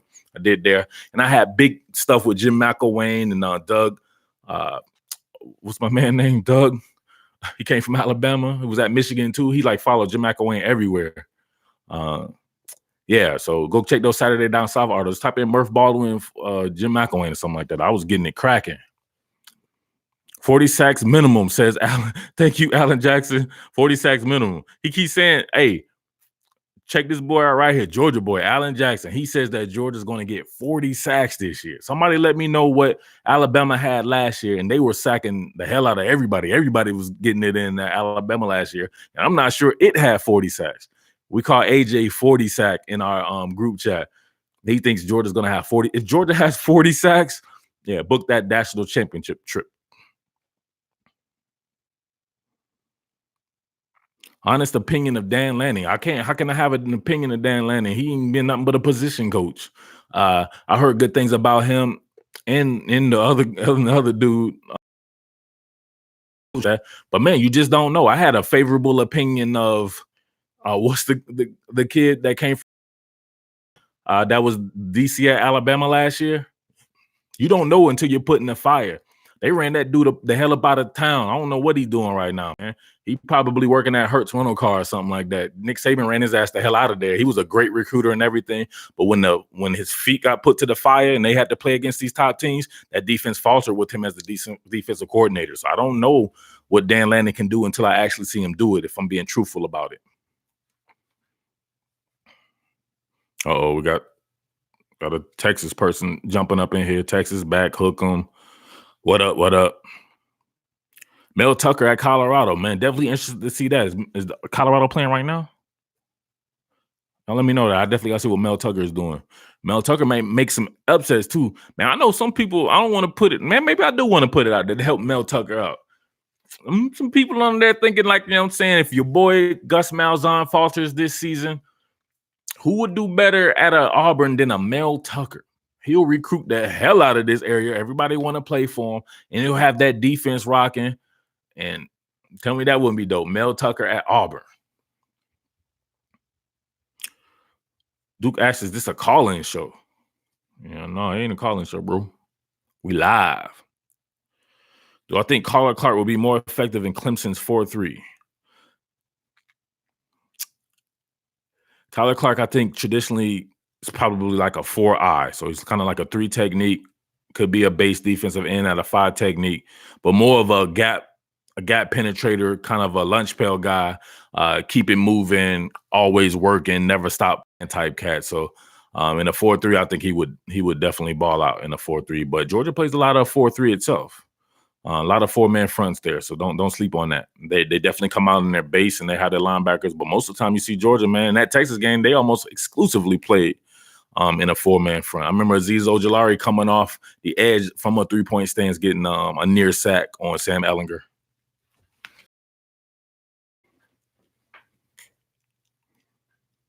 It's the former UGA coordinator bowl. Who we got?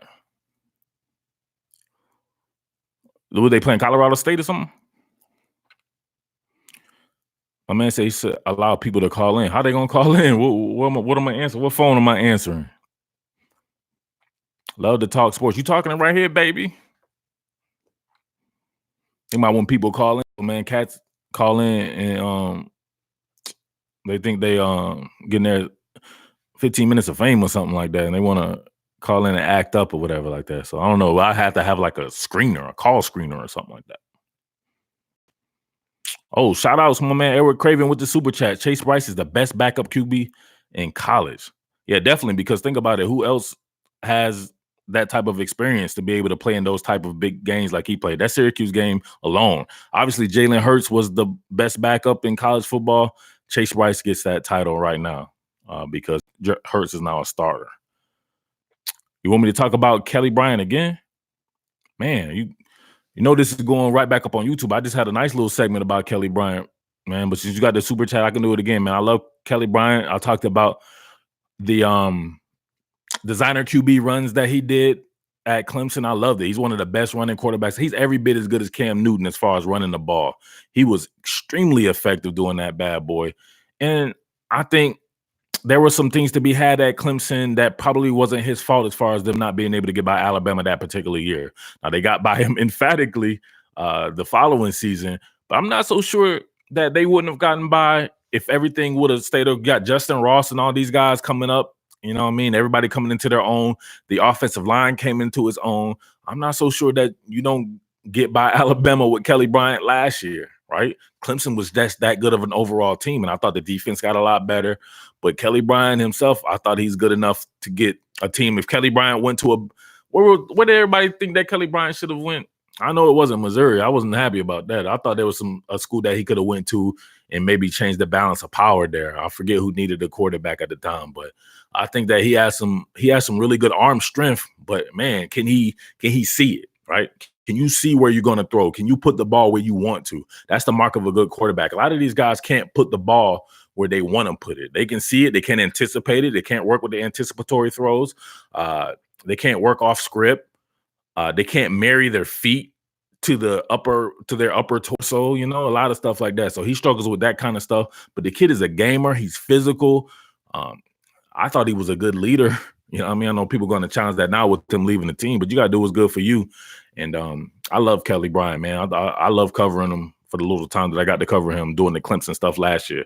But he should be pretty solid at Missouri. But I wonder how effective will Missouri be as a team. They got to get the defense together and everything as well. It's funny. They usually known for defense and defensive linemen, though.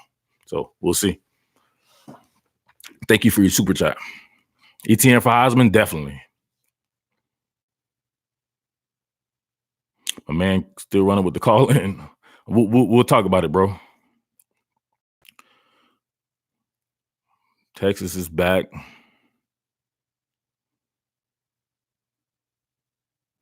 It's pretty spicy, man. We've been going for a long time. Everybody seems to be having a lot of fun here. So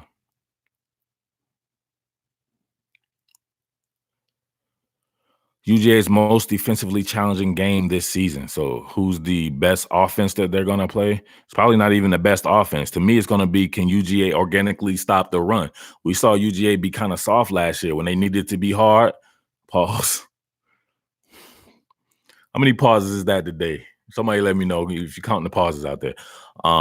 When they needed to really bow up against the run, man, that they really couldn't do it, in my opinion, right? So this is where I want to see these guys step up. Everybody, my man 40 sack talking about the sacks. What about gap integrity? What about gapstinence? What about not being in the next man's gap? What about really getting after it in the run? What about the second level players being patient and then being able to fill and spill? What about that type of stuff, right? So if you talk about that, probably won't be to the playoffs. You know what I mean? I want to see Florida get it together, though. Florida with LaMichael Piron and Damian Pierce and what's my man name that was hurt last year? Those boys can run the ball, but it's about that offensive line. So maybe that'll gel. I just think Florida, I don't know. Nobody can't see it right now, but I don't know. Maybe it's just me or whatever like that. Maybe I'm biased. All right. Maybe I'm biased. I doubt it or whatever like that, but I just can't see panning on Florida right now just because of a game against Miami with as good of a defense as it has and it being the first game. I still think Florida can give Georgia a run for its money. That's just me right there. But you got to throw the schedule out at me. Oh, A&M and them guys. So they play A&M. We'll see what A&M is made of next week. Then I can judge it from there. No LSU. So I said that LSU was going to be the team to beat Georgia last year, and what happened with that? So. Right, and LSU was paying last year, right? So this is funny. Like every year, everybody has bad memories, right? I have a good memory. I remember everything. If it happens, I can remember it. People were killing me about saying that LSU could beat Georgia because LSU had lost to Florida, right? LSU had lost to Florida. It's like, ain't no way in hell that they can beat Georgia. Man, they beat the dog stew out of Georgia. No pun intended, right? Don't do that. Don't take these early season losses, man, and then extrapolated to be everything, right? I'm just saying. So watch out for the Florida game. Kurt Whitaker says, weird listening to me without some dope ass music in the background. I don't know, right? Even on the playback, when I listened to it, I was like, man, this is kind of weird. Impressed with the Gator D line. Yeah, you better be. That was phenomenal. So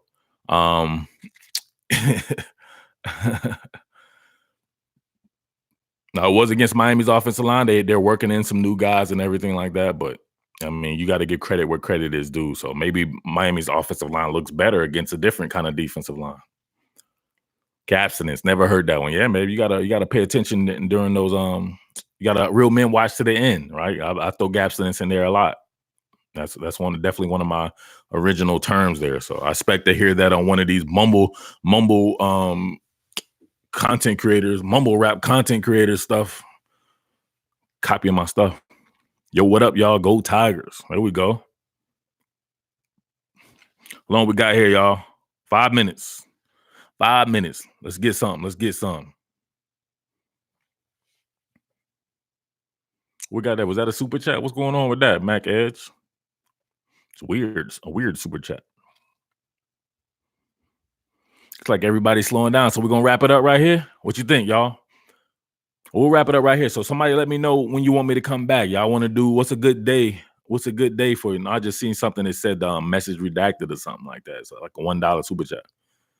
Most hated team. I don't understand what that means. Oh, James Carter with the late super chat. Where we going? Auburn. There we go. That's exactly where I wanted him to go. Auburn would have been perfect. Then they could have bridged him into Bo Nix. One season, worked Bo Nix in. Kelly Bryant at Auburn with Gus Malzahn. Come on, man. The stuff that he does with the designer QB run game and come on, man. That was perfect. I'm not sure what he was thinking, man. Sunday night. So I don't know about Sunday night, bro, because the NFL and stuff like that. But I guess this Sunday night there will be no NFL. But I'm trying to get something like a regular schedule. So is Tuesdays good? I gotta ask my manager, AJ, what's a night that a good night to kind of recap something. Maybe we can have it twice a week where I recap one day and then preview the next day. Live chat tomorrow after the week 1 games conclude. Dang, bro, you want me to come back tomorrow already? See, I can't do that, bro. I got to be working on content right after the games. Definitely got to get them fiends that yay after the game so they get that film study. So probably won't be right after the game. Sundays and Wednesdays. All right, we'll think that down. My manager says Tuesday. Alex says Tuesday.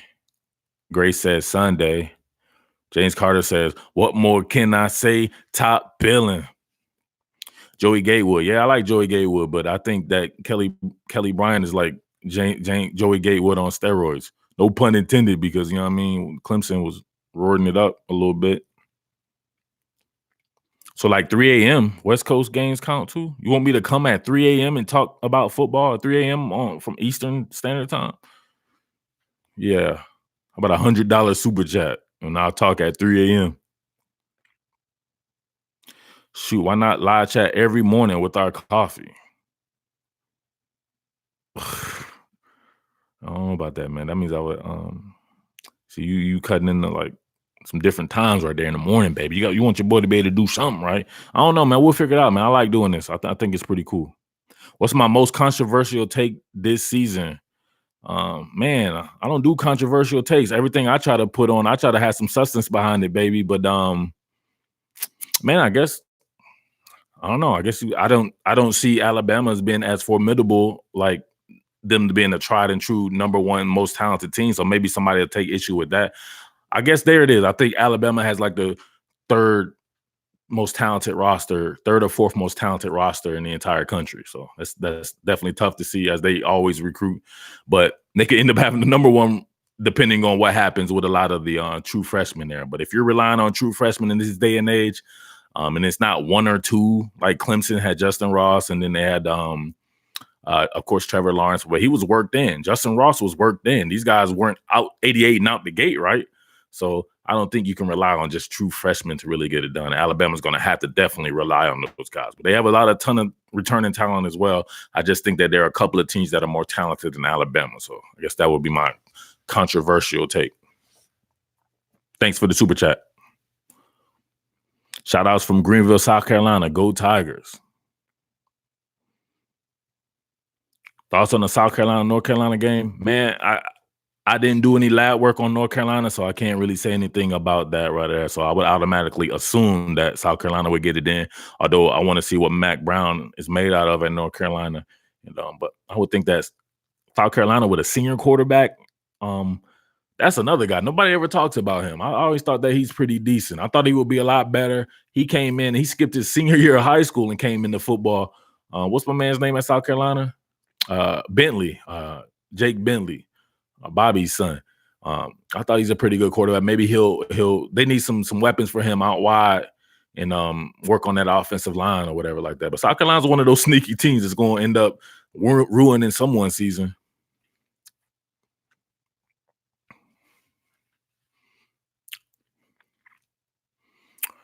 Murph, you should pitch a late night fan recap show to ESPN. Why, man? Why I gotta be on ESPN so they can, you know what I'm saying? They can fire me. You know I'm gonna get fired. Let's be honest here. You know I'm gonna get fired. That's what I do, baby. I get fired. I'm just playing out there. So everybody be like, man, you gotta get fired. I know. I ain't gonna always get fired. I've been fired. But now you can't fire me right now, baby. This is my stuff. So you don't want me to be on my stuff. You see, I already slipped and had to say pause and stuff a lot. I'm saying pause up on ESPN. You know I'm fired. You want me to be fired? My wife don't like me fired. I talked about Joe Nagata at Clemson. He's the truth. No doubt about that. Work him in slow, though. They got plenty of receivers there with DeAndre Overton, TJ Chase, of course, Ross and Higgins. Best player you've ever seen at a camp? I guess it would be Trevor Lawrence. He's the best player. I've seen him at camps. I've seen him play live 3 or 4 times when he was in high school. Other than that, the best player I've seen at a camp,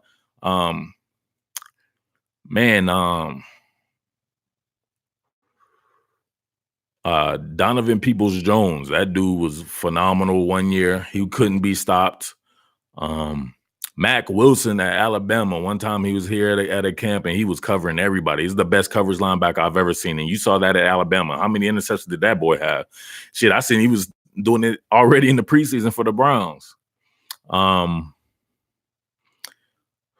Amon-Ra St. Brown at USC. I don't think that kid can be guarded. He's got that dog in him, man. He looks like he wants to fight every rep. Every rep, he's gonna fight you, like literally like a fist fight. Like he'll jump up, like he's one of these like super animated. Like he'll make you want to fight him. Like he jump up and get in your face real quick. And he spin the ball on you or whatever like that. It's crazy. So Mecole Hardman at a camp was tough. He was nasty. Who else? It's usually the wide receivers and cornerbacks, some stuff like that. Trayvon Grimes at Florida, unguardable. Big dude was that fast. That's why I think, man, we haven't even seen those guys at Florida get off yet. Van Jefferson, they didn't do anything with Van Jefferson, Trayvon Grimes, or Tyree Cleveland. And that's to me is easily a top 5 wide receiver core for real. So we'll see about that. Most talented player opinion coming in 2020, other side of the ball. So we're talking about, we're going to do recruiting another time. Let's talk about the players already in college right now. What school is RBU in your opinion? RBU, man, that's something I was supposed to do before the season started. And I was going to work on that and do kind of a tournament, right? So straight up, we're going to do that. All right, that's perfect. Now this is perfect. So some of the stuff that I wanted to do in the content, right? In content, we can do it right here in the chat. So we'll have that one day. We're going to do RBU, let y'all talk that talk that cash money trash in the comment section right there in the chat, and we can break it down like that. But we got to have rules and guidelines by that, because when we talked about it in a group chat, we said that you have to have NFL success first and foremost, because think about it logically. If you're a kid right now, you're in this 2020 running back class, these guys are going to places where recent people have had success in the NFL. There's a reason why Georgia's able to attract multiple 5-stars per year. It's because of Todd Gurley. And then it was because of Sony Michel and Nick Chubb, right? They don't care about Herschel Walker. The average young kid don't care about Herschel Walker. I'm sorry to say, you can't come and tell me that your dude was tight back in 1976. Young cats don't know him. To me, RBU has to be something that periodically moves, just like DBU. At one point in time, it probably was undoubtedly Florida, but now LSU and Ohio State have had more success with icons at the next level, right? So it has to move. So people always come and they be like, "No, man, you can't say this, man, because so and so back in 1960, Billy Cannon." I'm like, who the hell is this? Who the hell is Billy Cannon? I'm not even, come on, man. You can't be doing stuff like that. So it's got to be something like that. And then we can make it on a weight scale from there. So we'll come up with something right there, and we'll have that, and we'll have that out right there with RBU. So, all right, Mac Edge, stay up. Wide receiver, you would do the same thing. Yep, no Sean Marino and people like that. You know what I'm saying? That helped out like Todd Gurley, right? So it's kind of cyclical. Los Angeles says Georgia is RBU. I don't think so. Georgia's got to have more success at the next level. No, Sean Marino had a modicum of success, but there was no success from Thomas Brown. There was no success from Craig Lumpkin. There was no success from Washaun Ely and people like this. A lot of like Oklahoma to me has more NFL success than Georgia.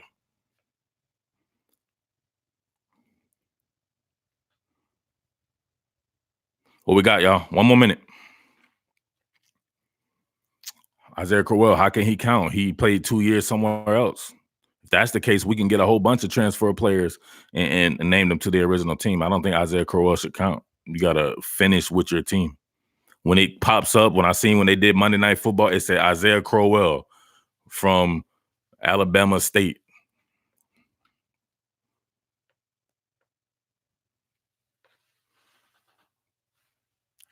Anything left? Christian Fulton, a legit first rounder? Yes. Christian Fulton is nasty at LSU, cornerback. Knowles, Freeman, Dalvin Cook. You can't name Akers yet because he hasn't done anything, right? He hasn't really done much in college, so you can't just name cats just to name them. But yes, Dalvin Cook and Freeman, FSU is definitely in the mix. Miami is super in the mix. Anywhere he didn't have no success in the NFL. Did he make the NFL? He was in the New York Giants. He was kind of a rotational cat for a couple of years. So no kid remembers Danny Ware. If you go right now, these kids that I talk to on a regular basis, a lot of these kids that I know through the True 19 program or whatever like that, if I went up to them and was like, yo, Danny Ware, they'd be like, Danny, where are we talking about? Trayvon Diggs is back. Yep, he is. He's about to get it in. George Pickens, how will he do this year with the general? I think he do pretty well, right? But he can be worked in, man. There's plenty of talent at the University of Georgia outside of relying on the true freshmen, right? Working men like Justin Ross was worked in. And we saw that last year. T. Higgins is every bit as good as Justin Ross, right? And so was Hunter Renfrow and Amari Rodgers. So you can work those guys in. Anything else?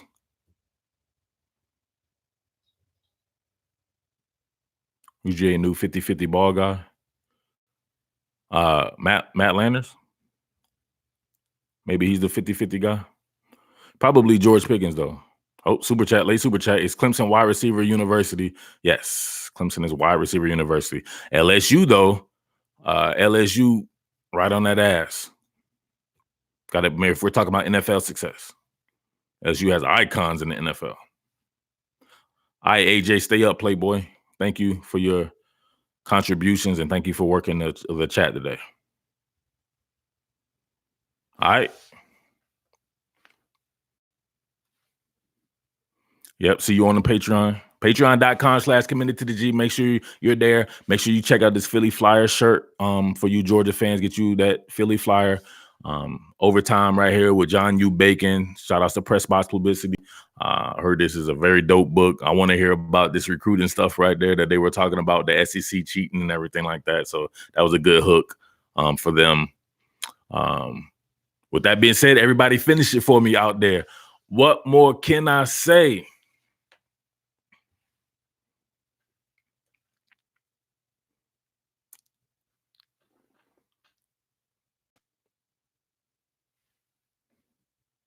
There you go. Word. Peace. Yeah, there you go.